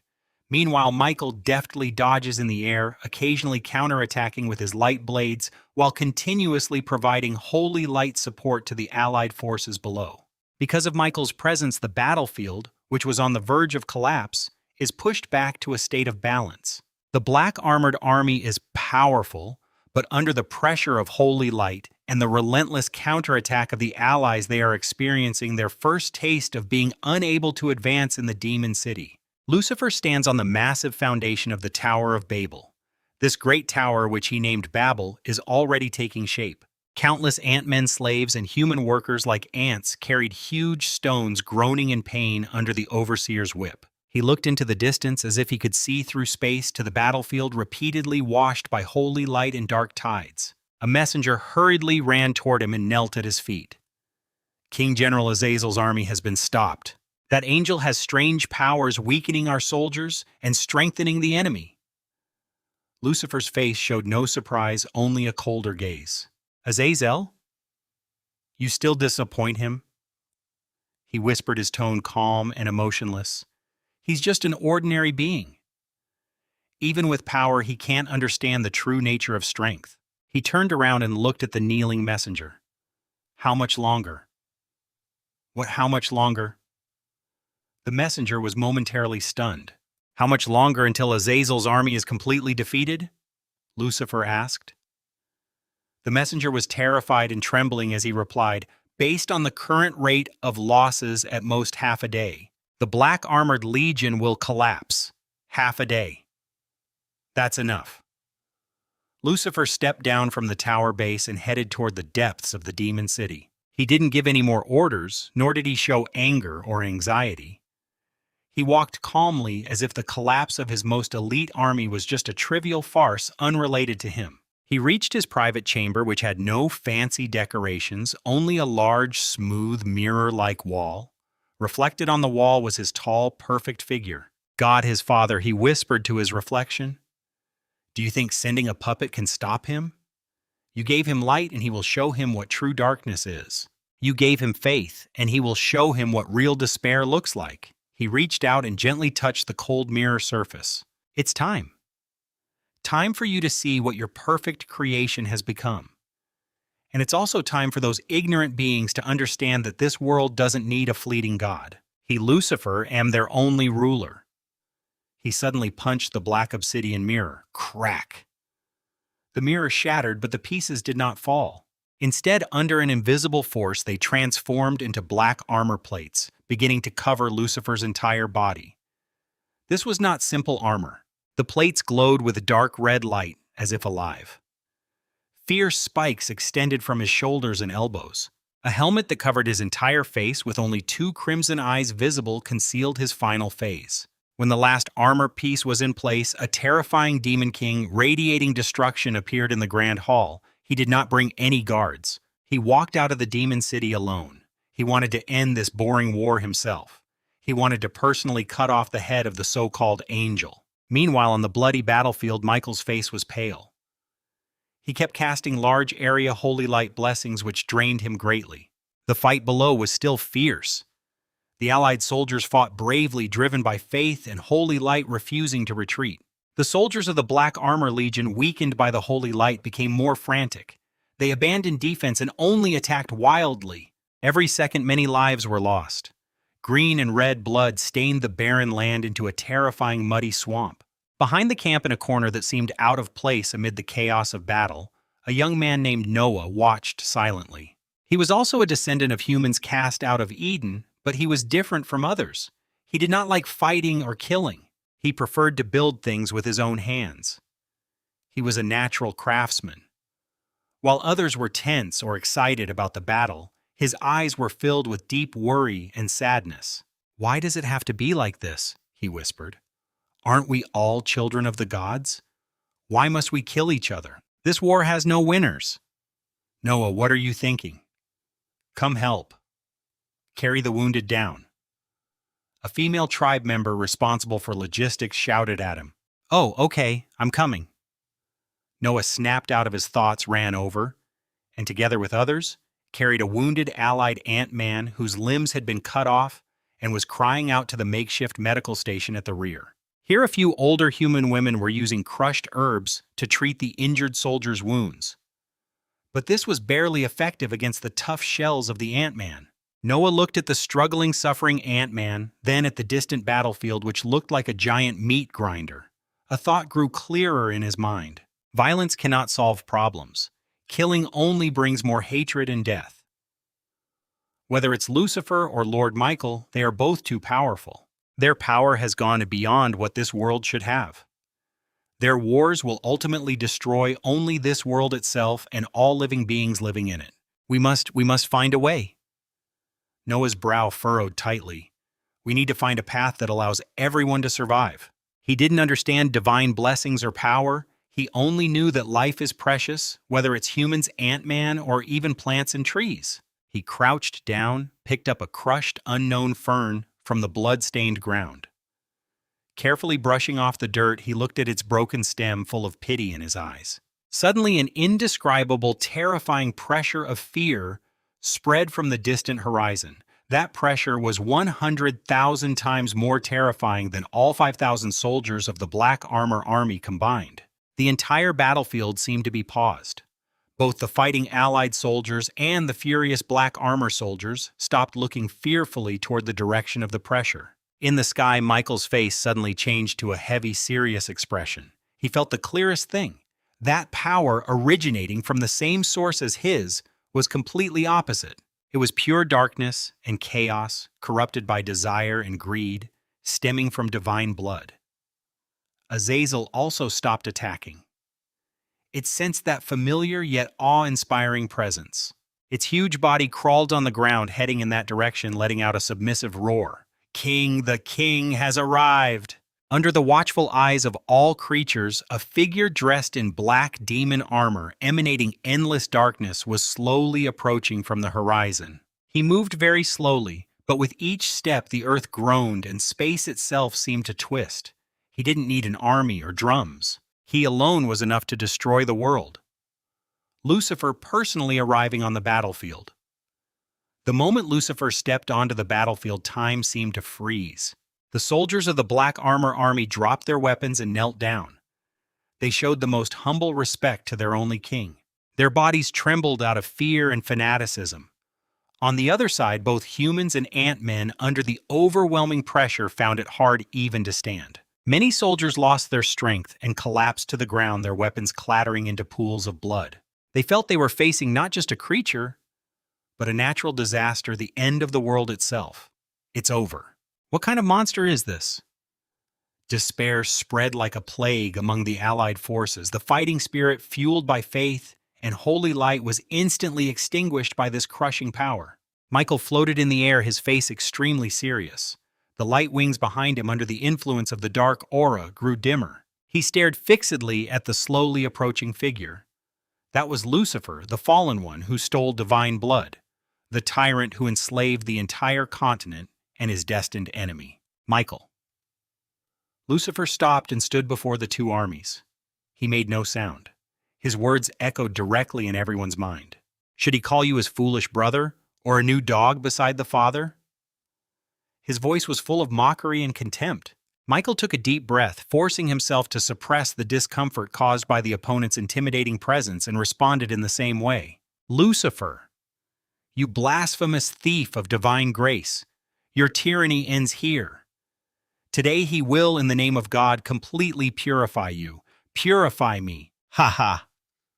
Lucifer laughed loudly, his laughter echoing in everyone's soul, causing many weak-willed soldiers to foam at the mouth and faint. Just you, with that pitiful, deluded power you have. Lucifer raised his hand, pointing at Michael. You don't understand the difference between us. What you have is a gift freely given, and he had origin, a power taken through conquest, truly mine. Look at those poor souls behind you. Lucifer surveyed the trembling allied army. They were filled with hope because of you, but now they despair because of me. What have you given them? Just an illusion, a fleeting dream. And I have given them order, a clear goal. Even if that goal is death, it's better than struggling in confusion. You are wrong, Michael retorted loudly. What you give them is an order but slavery, not a goal but destruction. God created life so they could live freely and with dignity, not to be tools for your selfish desires. Freedom, dignity. Lucifer sneered. Those are things only the weak need. For the strong, freedom is doing as they please, and dignity is trampling everything. This world follows the primal law, survival of the fittest, and he was the ultimate selection of this world. Before he finished speaking, Lucifer moved. He didn't use any weapons, only slowly raised his right hand. A dense, tangible, dark energy gathered in his palm, forming a constantly spinning black sphere that emitted a terrifying pull. Let me show you what true power is. He casually waved his hand, and the black energy sphere instantly appeared above the Allied army's position. Boom! The black sphere suddenly exploded, transforming into a huge black dome that covered about half of the soldiers. There was no explosion and no loud noise. The area covered by the black dome was completely swallowed up in an instant. Light, sound, and life itself vanished. When the darkness faded, the area was empty. Hundreds of Allied soldiers, along with the ground beneath them, seemed to have been erased from the world, leaving only a deep, smooth, mirror-like circular crater. Silence. Deathly silence. Everyone was terrified by this divine and demonic strike. Their spirits shattered. This was no longer a war.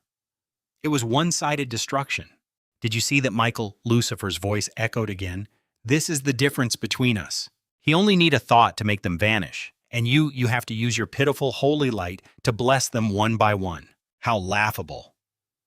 Michael stared at the huge crater, watching as hundreds of soldiers disappear silently. His eyes turned bright red instantly. Lucifer, he roared with endless anger and sorrow, and his radiant wings behind him burst out with unprecedented brightness. He no longer cared about the soldiers below. He transformed into a golden meteor, wielding a glowing sword that grew tens of meters long, filled with the aura of judgment, and slashed directly at Lucifer. He knew that any tactic or army was meaningless before this demon king. The only chance of victory was for him to defeat Lucifer himself. Faced with this sword capable of splitting mountains and tearing seas, Lucifer only slowly raised his head. He extended two fingers. In everyone's disbelief, he casually pinched the huge sword, which burned with fierce holy fire between his fingers. Clang! A sharp clash of metal. The tip of the sword stopped less than an inch from Lucifer's head, unable to move forward even a little. The wild, holy energy raged at Lucifer's fingertips, but couldn't harm him in the slightest. Too weak, Lucifer said coldly, holding the sword with his red eyes, peering through the helmet slit, watching Michael indifferently. You. Michael used all his strength but couldn't make the light sword move even a little. He felt he was facing not just a person but an unshakable ancient demon mountain. It's over. Lucifer's fingers slightly tightened. Crack. The angel's sword, made of pure holy light and thought to be indestructible, was actually snapped in half by him with just two fingers. Ugh! Michael was struck hard, spewing a mouthful of golden blood. He was thrown back from the air and crashed heavily onto the ground, creating a big hole. The glowing wings behind him also broke apart due to the backlash flickering faintly. In just one strike, the divine messenger angel Michael was defeated. Lucifer slowly lowered his hand without even glancing at Michael on the ground. He turned around and faced the remaining soldiers of the Alliance who had completely lost their will to fight. "Now, is there anyone else who wants to oppose me?" Lin MMO sat in the yard with a bag of chips tossed aside. "Wow, is it really that strong?" He looked at the sand table where Lucifer, dressed in demon armor and able to break the angel's sword with just 2 fingers, was shown. He was amazed. He knew Lucifer was powerful. After all, he was a product of merging part of his own source blood, but he didn't expect him to be this strong. Michael was his carefully crafted hero who used a lot of life energy and mental power. He was made specifically to counter Lucifer. And what happened? He was defeated in a single encounter. This is ridiculous. "Damn, this fight is a bit too intense," Lin MMO muttered, scratching his head. Lucifer's power had already exceeded his initial expectations. On the panel, the world status bar had changed from sub-healthy to a glaring endangered. The life energy value was also dropping rapidly. "No way, Michael's model is basically useless now," Lin MMO said coldly, looking at the angel lying in the pit, barely breathing, having strength but such fragile will. Looks like he need to prepare the next hero. He no longer expected Michael to create miracles. The only way is to completely destroy the world with Lucifer and then create a new, stronger being to balance him. However, just as Lin MMO was about to give up on Michael, something strange happened on the battlefield in the sand table. Michael struggled to climb out of the pit. He kneeled on the ground, supporting himself with a broken light sword, gasping heavily. Golden blood kept dripping from the corner of his mouth. He looked at the figure like a demon god preparing to slaughter the remaining army, and his eyes were filled with extreme despair and unwillingness. Did he lose? Is the hope created by the gods coming to an end? No. Why? Why was he born a thief but could have everything? And he, born as a messenger of the gods, can only taste failure? Why can he plunder the source while his power is only bestowed? He refused to accept this. He do not acknowledge it, this unfair fate, this weak body, this limited power. He do not accept any of it. Ah ah ah ah! Michael let out a silent roar to the sky, a sound not from his throat, but from the deepest part of his soul. Within him, some kind of chain set by the Creator, that restraint belonging to the concept of angel, was forcibly broken by his own will at this moment. Gene lock unlocked. Boom! An unprecedented powerful force erupted from within him. It was no longer gentle holy light, but a pure energy torrent filled with destruction and judgment. His broken light wings were instantly torn apart by this force, replaced by a pair of new wings burning with eternal golden flames, each feather radiating intense heat capable of scorching the sky. He threw away the broken sword in his hand and slowly ascended into the sky. Forever burning wings carry him away from mortal downfall.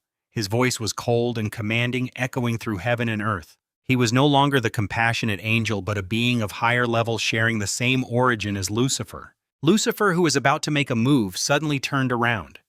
He felt that familiar yet strange power, and for the first time his crimson eyes showed shock and confusion. "You!"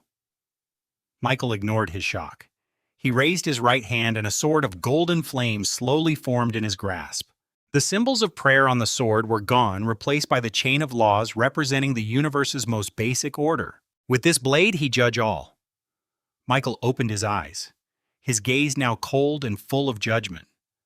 He took a step forward and his figure vanished instantly. The next moment he appeared in front of Lucifer.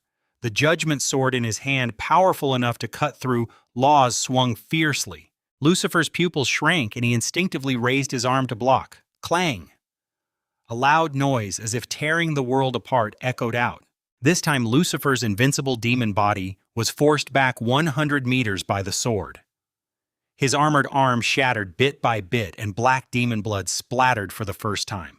"How is this possible, this power you have been granted?" Lucifer looked at the wound on his arm and roared in disbelief. Now this power belongs to him. Michael's figure was like a shadow, and the judgment sword in his hand turned into a destructive web of light completely enveloping Lucifer. Judgment, his voice was emotionless. Each word became a golden sword of law cutting through everything. Unworthy are burned by fire. Those who mourn deserve death. Deceivers, he declare you powerless. Rebels be consumed by flames. Fallen ones cannot be forgiven. Greedy ones face destruction. Judgment, the golden judgment sword, carrying the will to cut through loss, left deep wounds on Lucifer's body, exposing bones. Demon blood splattered and the unbreakable demon armor was being peeled away piece by piece. Ah, impossible! Lucifer roared wildly.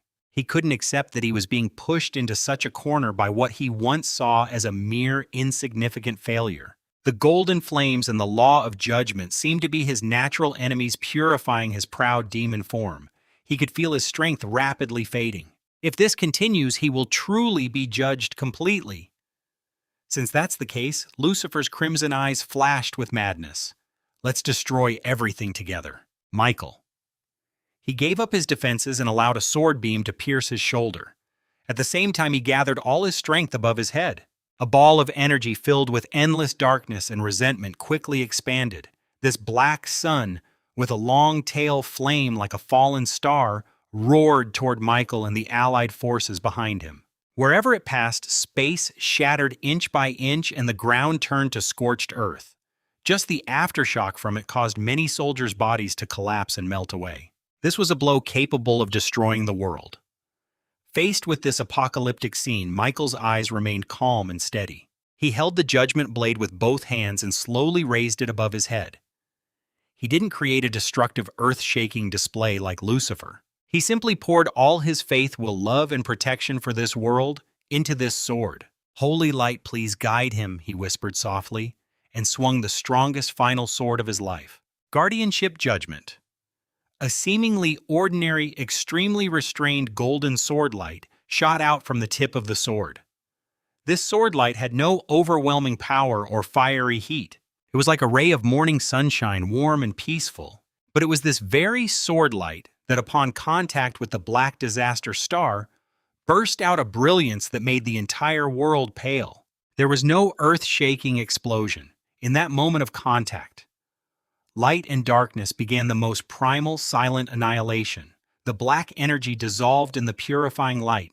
The golden light also dimmed as it devoured all darkness. A huge black and white intertwined energy singularity formed above the battlefield.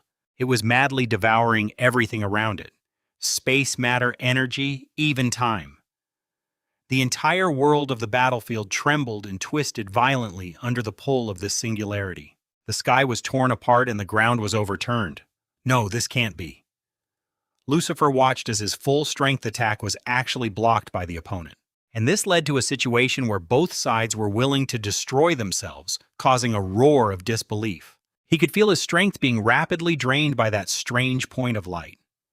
Michael's situation was just as bad. His body was slowly turning into tiny golden sparks, merging into the judgment blade. He was burning his life and soul to the sword's power alive. Lucifer Michael's voice echoed through the world. Your time is over. Don't think so. Lucifer's eyes turned bright red. He desperately used the divine blood within him to try to overpower his opponent. The two fought their final battle through that black and white strange point. Below them, the world was heading toward destruction. The soldiers of the Allied forces and the black armored army had already been killed or wounded in this fierce fight. Only a few survivors hiding at the edge of the battlefield remained. Noah hugged his head, hiding behind a huge rock, feeling the world collapsing around him. His face was full of fear and despair. Oh, God, save us! He saw the black and white strange point in the sky expand to its limit. Then it suddenly shrank inward. Boom! An energy storm, impossible to describe with words, swept across the entire world. After the storm, everything disappeared. The black and white strange point in the sky was gone. Lucifer was gone. Michael was gone.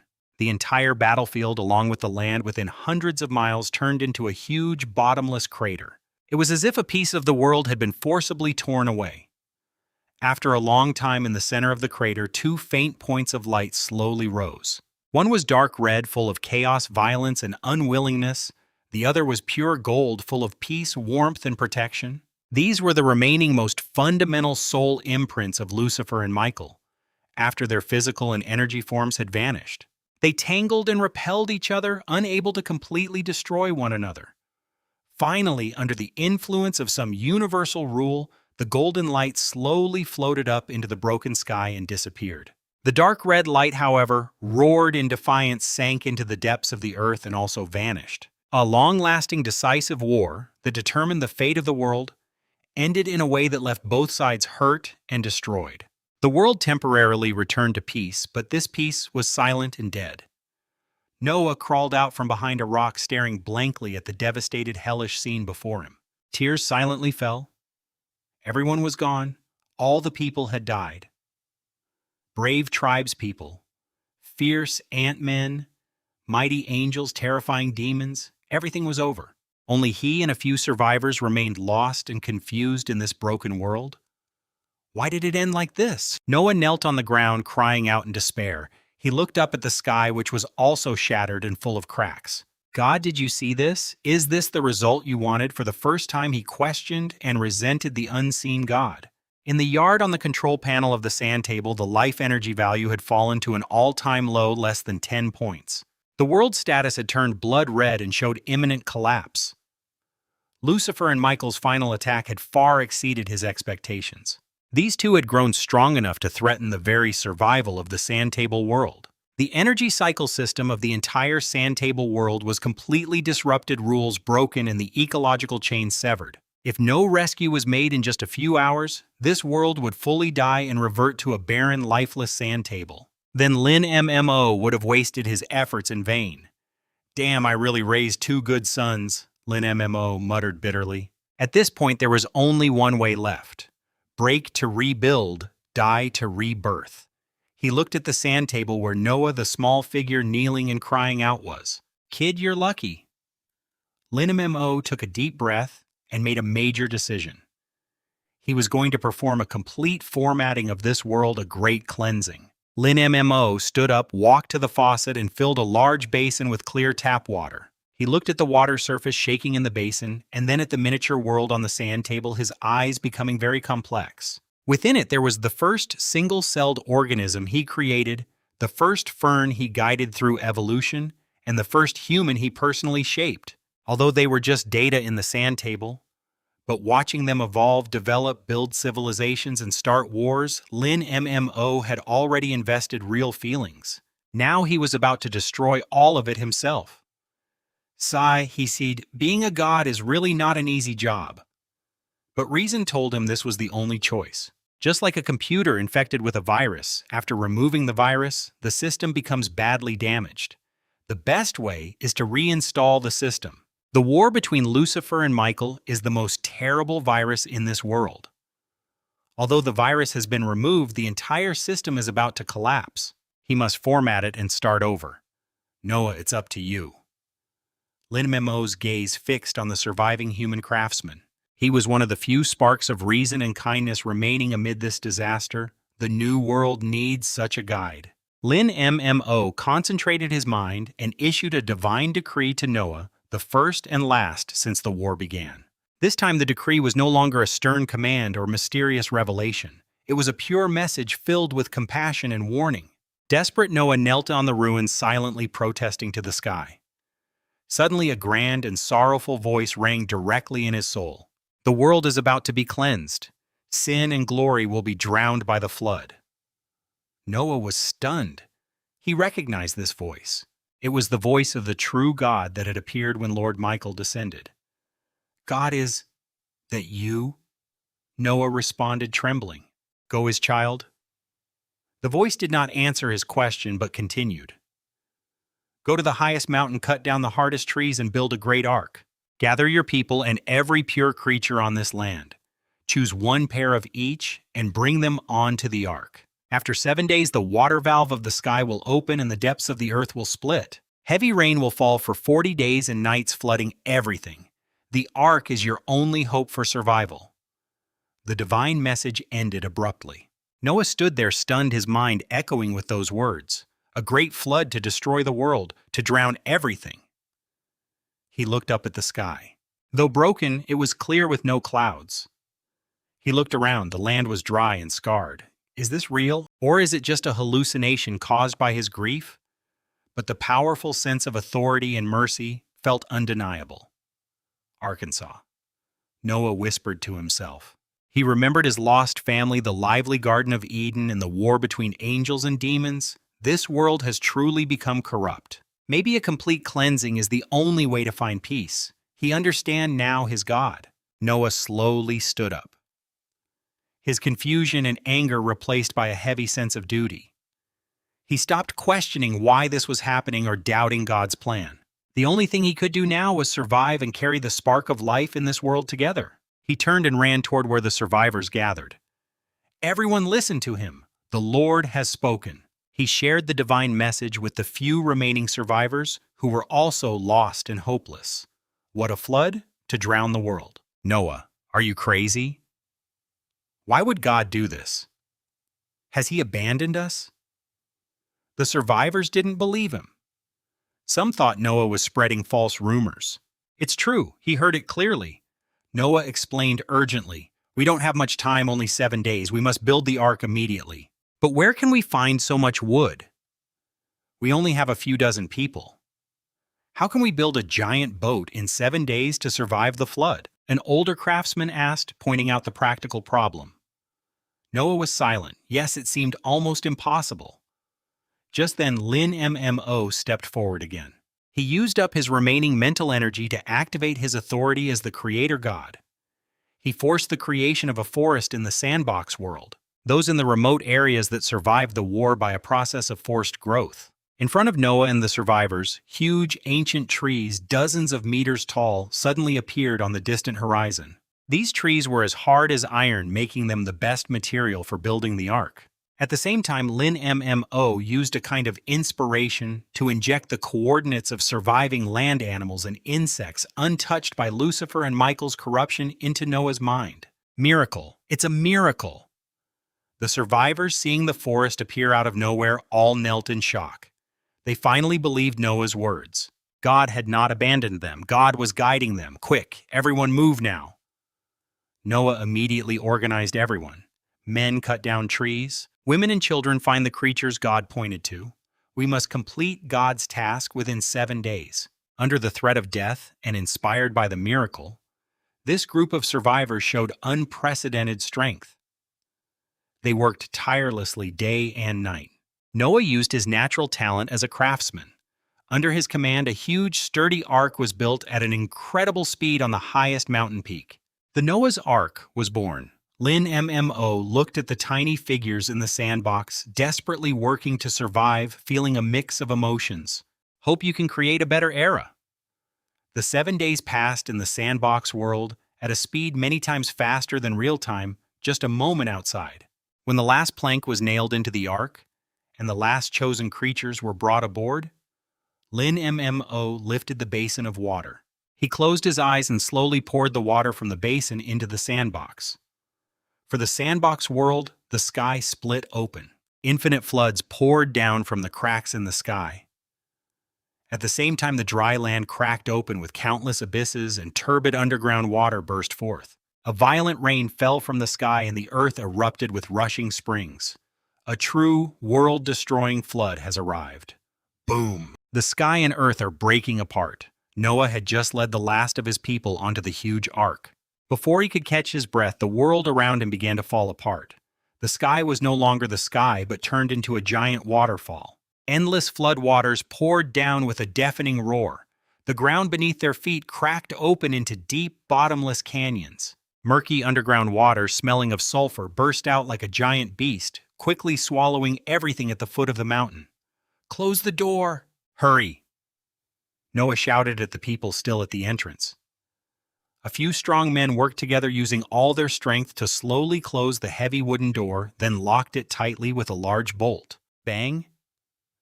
As the door shut, the ark suddenly shook violently, as if an invisible giant hand was lifting it.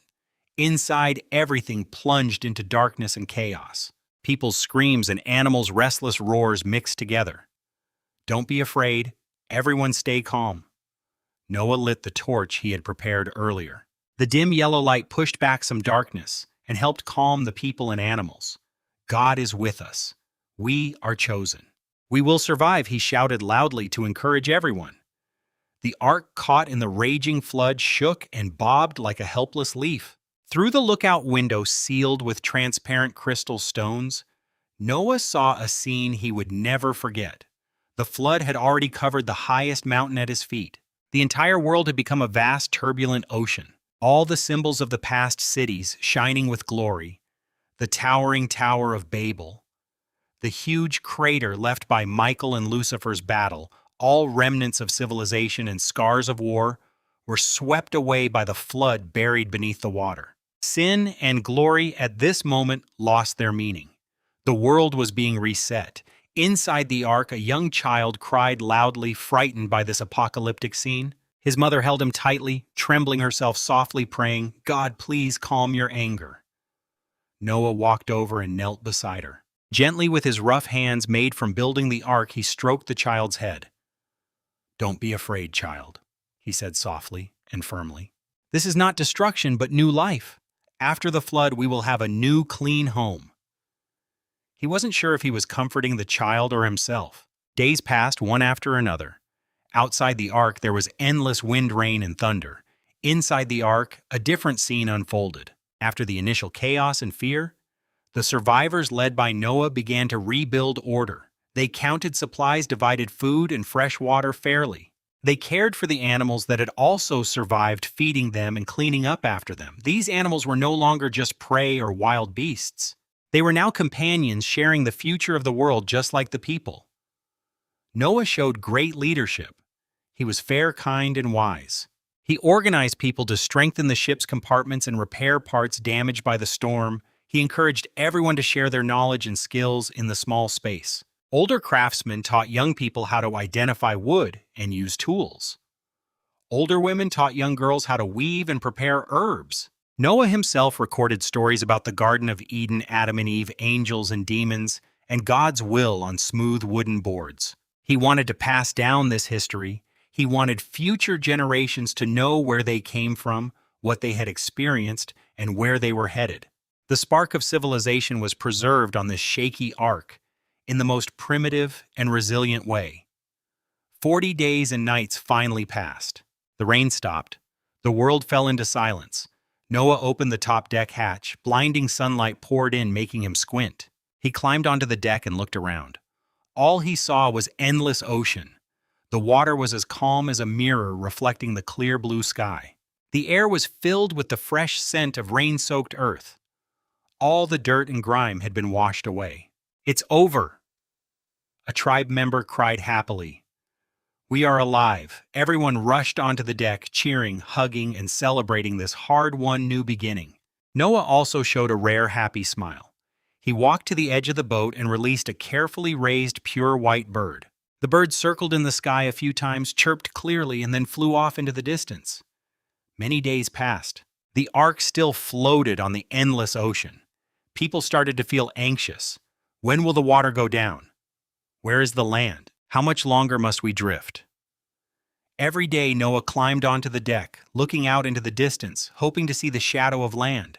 Finally, one morning he saw the white bird he had released return. It carried a small sprig of fresh green leaves in its beak. It was an olive branch. "Land!" Noah shouted excitedly. "I see land!" Everyone cheered again. They looked in the direction the bird had flown from. Sure enough, at the distant horizon where the sea meets the sky, a tiny green mountain peak appeared above the water. The ark slowly moved toward that new land. A brand new era was about to begin. The ark finally reached the shore. The huge boat was stranded on the slope of a tall mountain. This mountain was the place where Noah and the others had set out from. Now it became the first landmark of the new world. Creek. The large hatch was slowly opened again. Bright sunlight and fresh, moist air poured into the ship. Noah was the first to step outside. He felt the solid, damp earth beneath his feet, and a deep sense of relief filled his heart. He knelt down and kissed the new land. "Thank you, God." The surviving tribe members also stepped out of the ark. They eagerly breathed in the fresh air, feeling the earth beneath their feet, and many burst into tears of joy.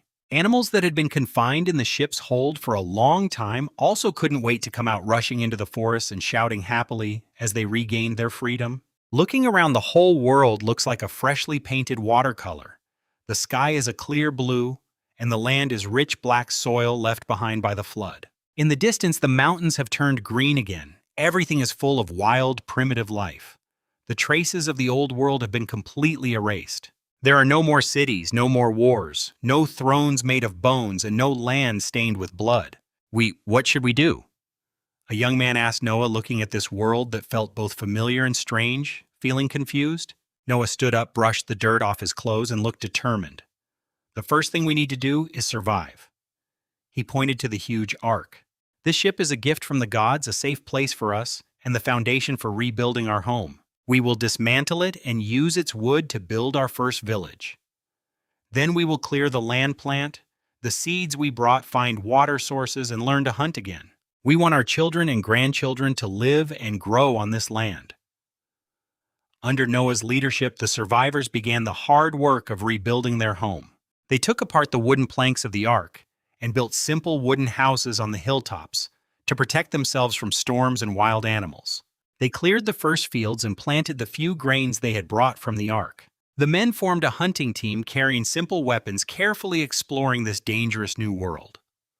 Although the world had been cleansed, dangers still remained. The flood had washed away civilization but couldn't wipe out all the powerful creatures. Some large land predators, survivors of the war, and once considered prey by the ant empire, now became the new rulers of this land. On their first hunt, they encountered a giant spider as big as a small mountain with 8 legs. 2 young hunters, before they could send out a warning, were dragged into a dark cave by it and never returned. This bloody lesson made everyone realize that survival in this new world is much harder than they thought. Humans are no longer the rulers of this world. They have fallen to the bottom of the food chain and must struggle to survive. At night around the campfire, the survivors sit together and the mood is heavy. Noah, what should we do? The wild animals outside are too scary. We are no match for them, said a young hunter named Shine, feeling sad. Noah looked at the flickering fire and was silent for a moment. We can't give up. Giving up means death, he said slowly. Humans don't have sharp claws like the animals, nor tough shells, but we have something they don't. What Shine asked? Wisdom. Noah picked up a burning stick. We know how to use fire, make tools, and work together. That is our greatest weapon. He stood up and walked to the center of the group. Starting tomorrow, we will change our strategy. We won't hunt alone anymore. We will set traps and use the terrain. We will use wisdom to beat strength. Inspired by Noah, humans began to use their greatest advantage. They stopped fighting the giant beasts directly and learned to set traps on cliffs using rolling logs and large stones to attack them. They learned to make better weapons, like tying stones to the tips of spears, to create powerful throwing spears. They also discovered that some plant juices are poisonous and could be applied to arrows to deal with those tough, thick-skinned creatures. After many failures and sacrifices, humans finally managed to stand firm on this new land. Their villages kept growing. The first golden wheat heads appeared in their fields. Newborn babies cried for the first time in their wooden houses. The spark of civilization, though weak, burned stubbornly, and Noah, like a tireless prophet, taught his people. He taught them knowledge, morality, and the importance of respecting both God and nature. He repeatedly told children the history written on the wooden board, helping them remember their past. Under his influence, this new human civilization did not fall into old world wars and plunder, but instead moved toward peace, hard work, and discovery. Time passing at 1,000 times normal speed moved very quickly. Noah had changed from a strong young man into an old man with white hair. His children and grandchildren surrounded him. The small village on the mountaintop had grown into a prosperous city-state with thousands of people. Humans began to explore all parts of the continent. They learned to tame wild animals as mounts and livestock. They learned to make pottery to store food and water. They even accidentally discovered how to smelt bronze from ore, creating tools and weapons that were sharper and more durable than stone or wood. A new era quietly began. Noah stood on the highest watchtower of the city-state, looking at the thriving scene below, and a happy smile appeared on his face. He knew his mission was complete. He handed the staff in his hand to his wisest son. "Remember, lead our people always on the path of light and justice." After giving his instructions, he walked alone out of the city-state to the mountain peak where the ark had once stranded. He lay on the grass, peacefully closing his eyes, reflecting on his long and legendary life. At the moment his life was about to end, he felt his soul leaving his body, slowly drifting upward. He saw above the endless sky a door emitting gentle golden light. At the door's entrance, a familiar figure was smiling at him. It was Michael. "Welcome home, Noah." Michael's voice was still warm. "Your deeds are known to God. Here you will find eternal peace." Noah's soul smiled and flew into the golden door. In Lin Mmo's yard, the sunlight was just right. He lay on a hammock, leisurely drinking cold soda, feeling incredibly happy. The surface of the sand table has been completely refreshed. Super-dimensional. Sand table bound user. Lin Mmo world. Template. New generation continent world. Status, healthy life energy.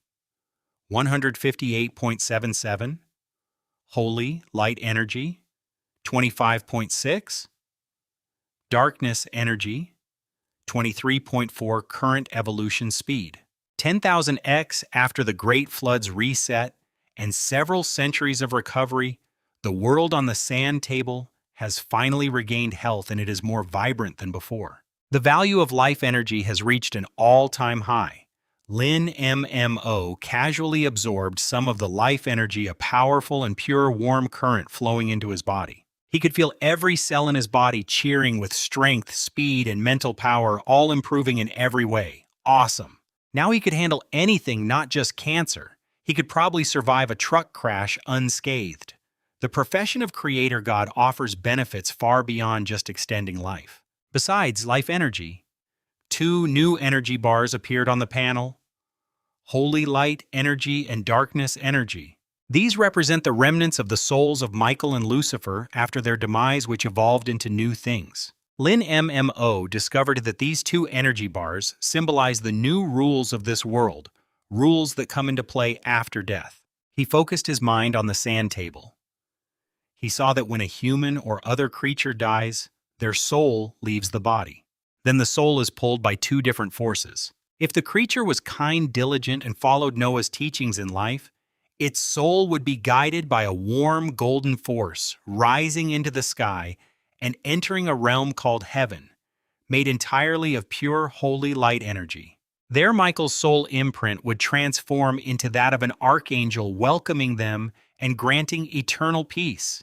Every time a soul enters heaven, the holy light energy value increases slightly. Conversely, if this creature was evil, lazy, and full of greed and desire during its life, its soul would be pulled down by a cold, dark red force and sink into the underground. It would fall into a place called hell, made of dark energy and underground magma. There, Lucifer's soul imprint would turn into a demon king form, using the cruelest punishments to torment them. At the same time, Lucifer would transform these fallen souls into a new kind of creature, demons. These demons have no physical bodies, but can quietly return to the human world to tempt those with weak will, encouraging them to commit sins and fall. Every time a soul falls into hell, or is successfully tempted by a demon, the level of dark energy increases slightly.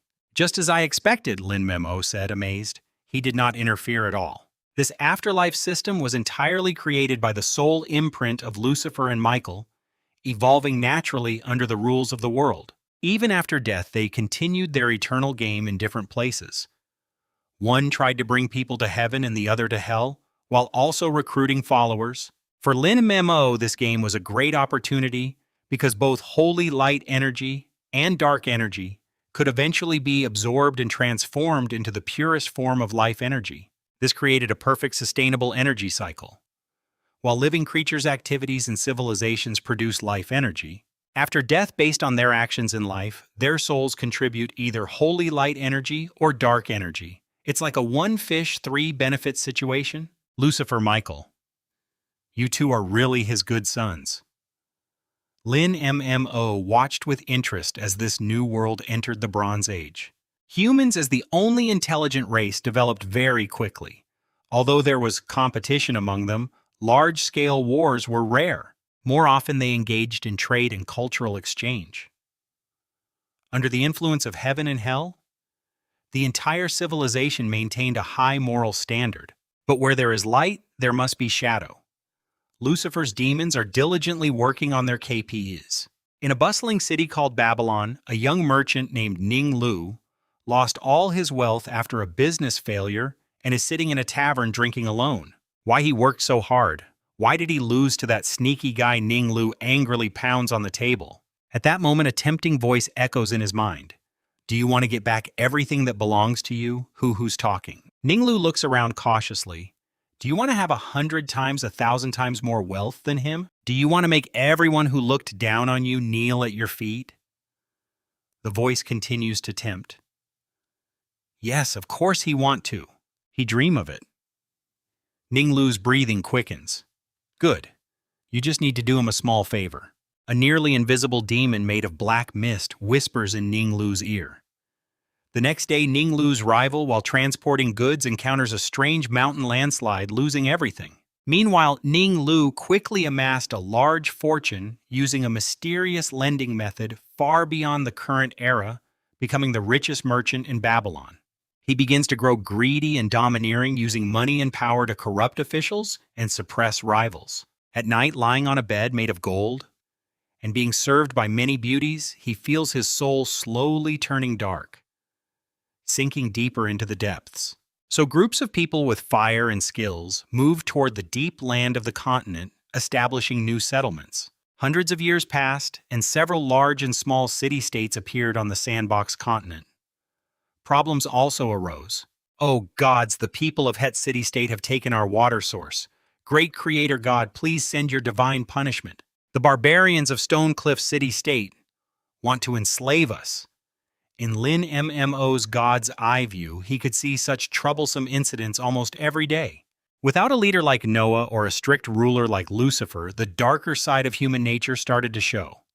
Today you steal my minerals, tomorrow he burn your fields. To fight for fertile land and rivers, two related city-states could end up fighting fiercely. Lin MMO watched as an army from Iron Fortress was attacking a small place called Stream Valley Town. The people of Iron Fortress had better forging skills, wore simple bronze armor, and carried bronze spears. Meanwhile, the people of Stream Valley Town still used obsidian weapons. The outcome was predictable. The wooden walls of Stream Valley Town were easily broken down. Men were slaughtered, women and children were tied up and led away like animals. Lin MMO sighed. When Lucifer was around, although brutal, the continent was united and orderly. Now with freedom, chaos returned, and ordinary people's lives became harder. He had thought about intervening, but how sending a lightning strike to kill the Lord of Iron Fortress. Tomorrow, a new lord would take over and start fighting again. Destroy all the city-states and cause another great flood, that would be too much trouble. What a bunch of unruly monkeys. Lin MMO shook his head, feeling a bit disappointed. Just then, his attention was caught by a young man. In a city-state called White Sail City, a young man named Yellen stood in the middle of the market. He was a direct descendant of Noah with a deep respect for the gods in his blood. Right now, he watched as city guards beat up a foreign trader over a small argument, blood streaming down his face. Yellen's brows furrowed tightly. Stop! Yellen rushed forward, blocking the guards. The leader of the guards recognized him and waved impatiently. This guy dared to challenge us. We need to teach him a lesson. He was just defending his goods and didn't mean any disrespect. We are all children of God, descendants of Noah. Why are we killing each other like this, huh? Killing each other. The guard leader looked like he was hearing a joke. Kid, have you gone crazy reading those broken scriptures of Noah? In this world, strength is everything. Without being tough, White Sail City would have been taken over by the barbarians from the north long ago. The people around started talking, mostly just watching the scene. Some thought Yellen was meddling too much. Yellen looked at the indifferent crowd and then at the groaning merchant on the ground. A trace of sadness appeared in his eyes. He didn't argue with the guards anymore. Instead, he quietly helped the merchant up, paid the so-called fine, and took out some herbs to put on his wounds. After doing all this, he didn't leave. Instead, he stood on a high step of the market square. Brothers and sisters of White Sail City, friends from afar. Yelen's voice spread throughout the market. Everyone looked over curiously. Do you remember the teachings of our ancestor Noah? We once shared food and helped each other on the ark, guided by God. We rebuilt our homes on this new land. But now for a few acres of land and a couple of rivers we turn against our own people. We use the wisdom given by God to make sharper weapons, not to fight wild beasts, but to kill each other? Is this the world God wants to see? Is this what Noah's teachings are about? His words struck everyone's hearts. The market fell silent. The guard leader's face turned pale and then red. He wanted to argue but didn't know what to say. Yolen took a deep breath and continued. Chaos and killing only bring more hatred. We don't need stronger weapons. We need a united belief. We must remember Noah's teachings. Respect the gods, treat our fellow humans kindly, and use laws and morals to guide ourselves, not swords and knives. Lin Memo watched this scene outside the sand table with great interest. This young man is quite interesting. In a time that values strength, above all he wants to change the world with ideas and faith. He's a bit naive, but maybe it's a good try, Lin Mmo said, touching his chin. Yolen's speech didn't change much immediately, but like a stone thrown into a lake, it caused ripples. That night, several young people who also disliked the current situation found him. Yolen, we support you. You're right. We can't go on like this. Yeah, if we keep fighting, humanity will eventually be doomed. Seeing their sincere faces, Yolen smiled. Good. From today, we will work together to teach people to spread God's glory and Noah's teachings across this land. Are we really going to the Wildstone tribe? Those folks are just some unruly barbarians. One companion looked at the rough village built on a pile of rocks in the distance, worry on his face. Yolen's mission to spread the faith was not easy. After leaving White Sail City, they headed inland. They found that the farther they went from the original center of civilization, the more hostility and suspicion there was between city-states. Many lords saw them as spies sent by other forces and refused to give them a chance to preach, simply driving them away.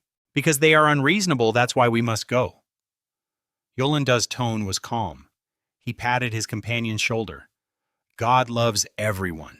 He won't abandon them just because they are savage. We are God's messengers, and we must not pick and choose. But will they really listen? Let's try, Yolen said with a smile, leading the way to the gates of the Wildstone tribe. Stop.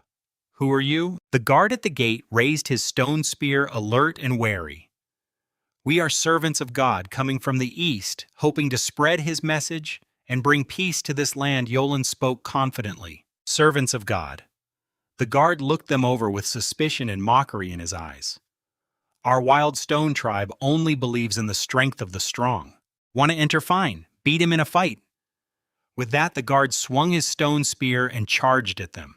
Yolen's companions were so frightened they kept stepping back, but Yolen stood still unmoving. As the stone spear was about to pierce his chest, he simply looked calmly into the attacker's eyes and slowly said, "Violence does not prove your strength, or it only shows your fear."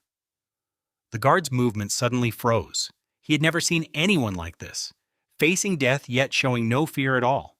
Those clear eyes seemed to see right through him. You're not afraid to die?" the guard asked, voice dry. "If his death can help you understand the value of peace, then it's worth it," Yolen replied calmly. "But if you kill him, you'll gain nothing. Your hatred for the Blackwater tribe won't disappear, and the people who die of hunger every winter won't decrease." The guard's face changed. Yolen's words hit him hard, touching a deep pain in the entire Wildstone tribe. They were enemies with the nearby Blackwater tribe, fighting over a salt mine for over 100 years with heavy losses on both sides. How do you know he did not need to know? He only need to see, Yolen said, pointing to the pale, thin children and elders inside the village. You send all the young men to fight. Who will farm? Who will hunt? You win the war but lose the future. The guard fell silent, lowering his stone spear. Let us in, Yolen said. I don't want to talk about empty gods. He just want to discuss how to feed the children.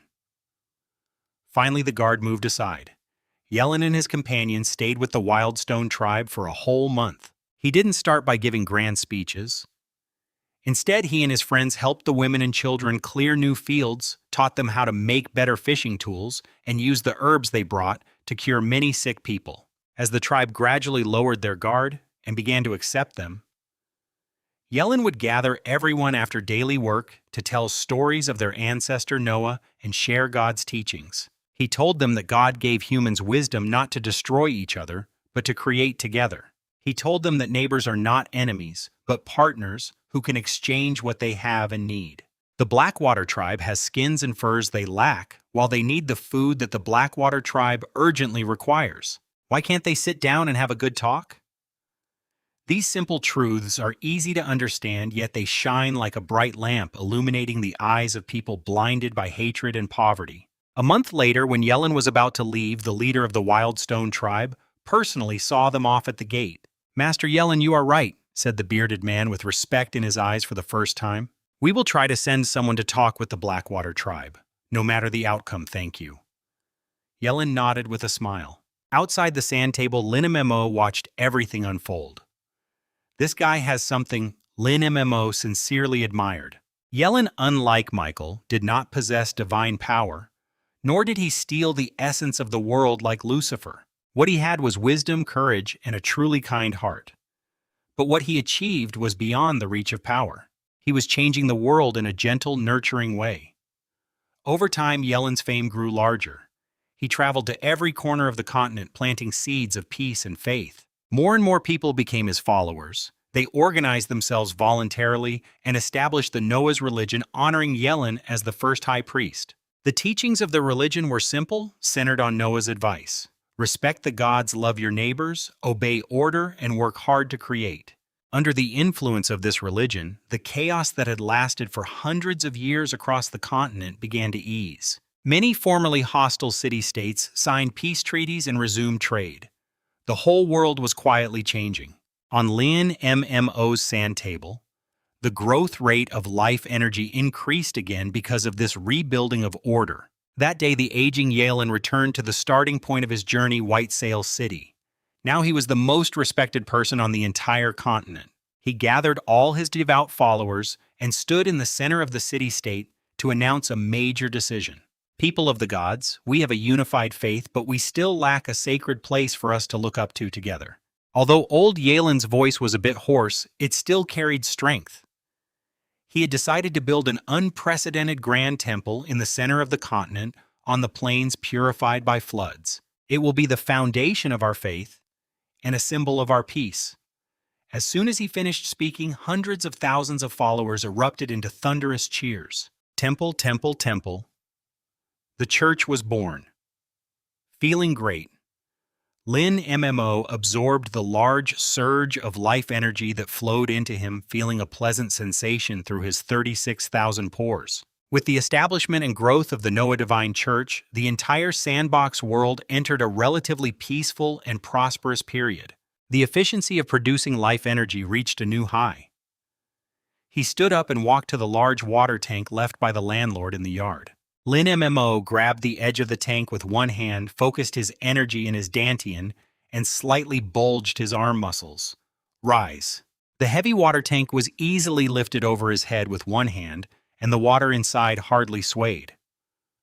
"Hey, not bad." Lin MMO grinned and carefully placed the tank back in its original spot. Now his strength, speed, and reaction time far exceeded normal human limits.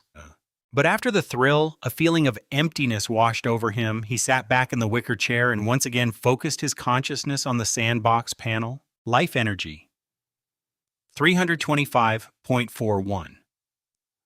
Holy light energy, 89.7. Darkness energy, 85.2.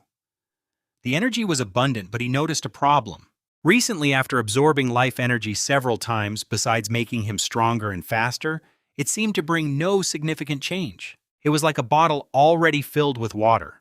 Pouring more in just caused it to overflow. His body seemed to have reached a saturation point for this pure life energy. Is this the end? Lin MMO frowned.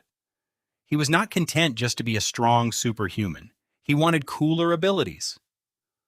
System or sandbox? Lin MMO tried to communicate mentally. Can he grow a pair of glowing wings like Michael and fly in the sky? Or like Lucifer, create an energy ball for fun? A cold and clear stream of information suddenly flooded into his mind. With no emotion, only the purest explanation of rules. Insufficient permissions. The holy light authority and the dark authority both originate from the power of the sandbox, which manifests within the sandbox world. The binder is outside the sandbox and cannot directly use these permissions in the real world. Permissions come from the sandbox. Lin MMO was stunned for a moment, then suddenly understood.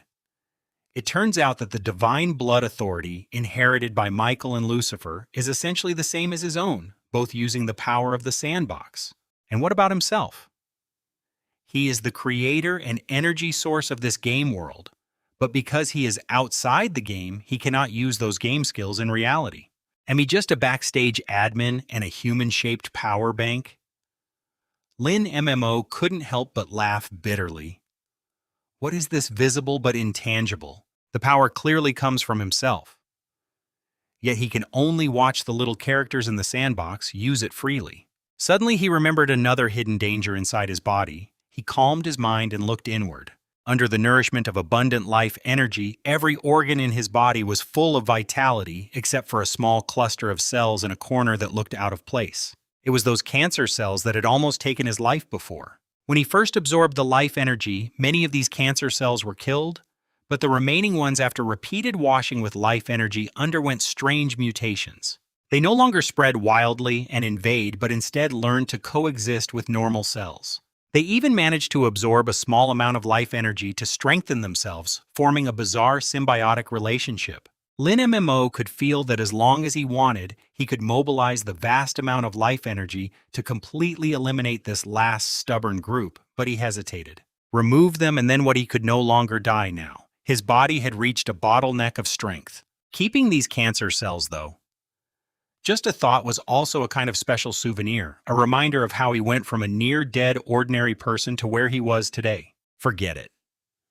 Keep them, Lin MMO finally decided. Anyway, they won't cause much trouble. Maybe they'll be useful someday.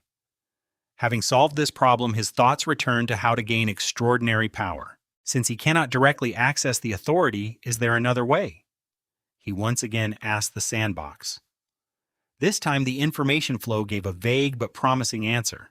The world's authority is a direct reflection of the world's rules and cannot be controlled by external beings. However, when intelligent life within the world evolves from nothing to something understanding and creating a new system of extraordinary power that does not depend on the world's authority, the rules of this system will exist as knowledge rather than authority. Knowledge can be learned. Lin MMO's heart suddenly jumped. He understood. As long as the humans in the sandbox can develop their own extraordinary powers, he as the creator god can learn this knowledge through the sandbox. Then in the real world, he can also become a true mage. So that's how it is. That's how it works. Lin MMO excitedly patted his thigh, suddenly enlightened. His previous thinking was all wrong. He shouldn't always think of himself as a god giving something. Instead, he should find ways to guide and pressure the little people in the sandbox to explore and create on their own. His gaze involuntarily shifted to the center of the sandbox continent.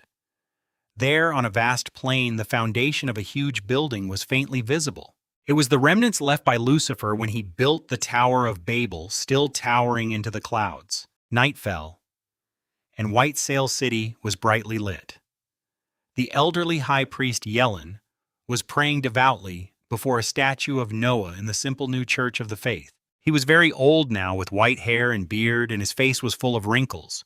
These were marks left by years and hardships. His life had been dedicated to spreading faith and peace. Now, with the continent settled and the faith deep in people's hearts, he could finally rest. But he still harbored worries. Peace was so fragile. The reason the city-states could coexist peacefully was largely due to his reputation as high priest. But he will eventually die. When that happens without restrictions, will the ambitions of the city-state lords grow again? Can humans truly stay peaceful forever? Just as he was worried, a vast, warm, and powerful will suddenly appeared without warning. Yellen trembled all over and immediately fell to the ground, tears of excitement streaming down his face. It was a god, the breath of the Creator God. Since the time of ancestor Noah, the gods had not given clear divine messages for hundreds of years. Great and supreme Creator God, your most loyal servant, Yellen is here to listen to your teachings, he shouted with all his strength. Lin MMO looked at the old man trembling with excitement in the sand table, cleared his throat, and began his long-planned prophet act. He didn't speak directly, but sent a message mixed with images straight into Yellen's mind. Suddenly, a grand scene appeared in Yellen's mind. He saw a towering, sky-reaching giant tower piercing the clouds as if connecting the mortal world and the divine realm. Then a solemn voice sounded deep within his soul. "Child, you have done well. God is praising him." Yellen was so excited he almost fainted. But the peace of this land is not yet stable enough. Human desires are like weeds in the fields. If we relax even a little, they will grow wildly again. Linimo's voice was emotionless, full of divine indifference. "Yes, God, your humble servant, am worried about this," Yellen replied, trembling. "I will give you a new direction, a path to eternity and truth." The scene shifted and Yellen saw inside the giant tower. He saw countless people climbing the tower. Scholars, craftsmen, soldiers, farmers. They weren't climbing with brute force, but learning, exploring, and debating on each level. Some studied the stars' paths, others analyzed the makeup of matter, and some explored the mysteries of life. "This tower is called the Tower of Knowledge," Lin Memo's voice continued. "It was once the ambition of the usurper Satan to seize the throne of the gods. Now I will reshape it as a test and a gift for you. Go to the center of the continent, find its ruins, and rebuild it. But this time, not with the bones of slaves, but with your wisdom and hard work." Each level of the tower represents a different level of knowledge. Ordinary people can climb this tower to cleanse their ignorance and improve their spirits. When someone can reach the top of the tower, using their own wisdom and willpower, not false beliefs, they will be qualified to glimpse the secrets beyond the ordinary and touch the threshold of the divine realm. At this point, Lin MMO deliberately paused, leaving Yellen with endless imagination. Glimpse the secrets beyond the ordinary, touch the threshold of the divine realm. Yellen's heart pounded wildly. He understood. The gods are not abandoning faith, but telling them that faith is just the starting point, not the end. True devotion is actively exploring the world created by the gods and understanding the rules they set with wisdom. This is a higher form of faith than simple prayer and worship. Go now. Lin MMO issued the final divine command. Spread my words across the continent. Let everyone know that the ladder to the divine kingdom has been lowered for them. How far they can go depends on themselves. After speaking, that vast will recede it like a tide. Yellen collapsed to the ground, gasping heavily, soaked in sweat, but his eyes shone with an incredible light, full of unprecedented brilliance. He knew what he had to do. This is not only to strengthen peace, but also to show all humans a new path for higher spiritual evolution. The next morning, High Priest Yellen gathered all the leaders of the church and the lords of the city-states, solemnly announcing this divine message from the Creator God himself. The entire continent instantly erupted in excitement. The Tower of Knowledge, a climb toward extraordinary power. Is this true? Has the divine really given us a revelation? Great, he had always thought praying all day was pointless. He would rather focus on making better bronze tools. There was excitement and doubt, but more than anything, a burning passion was ignited. Especially the words touched the divine realm. The temptation for everyone was just too great. Under Yellen's personal call and organization, a large team made up of the best craftsmen, scholars, and warriors set out steadily toward the center of the continent. Lin Mimo smiled happily outside the sand table. The bait had already been cast. Now it was just a matter of waiting for the fish to bite. He didn't help them directly build the tower because that wouldn't be meaningful. What he wanted was the process itself. During the rebuilding of the Great Tower, they would inevitably face many technical challenges which would push their knowledge of math, physics, architecture, and related fields to develop rapidly. And as humanity marched toward the Tower of Knowledge, Lin Mem O knew his world had finally learned to climb toward the divine through its own hands.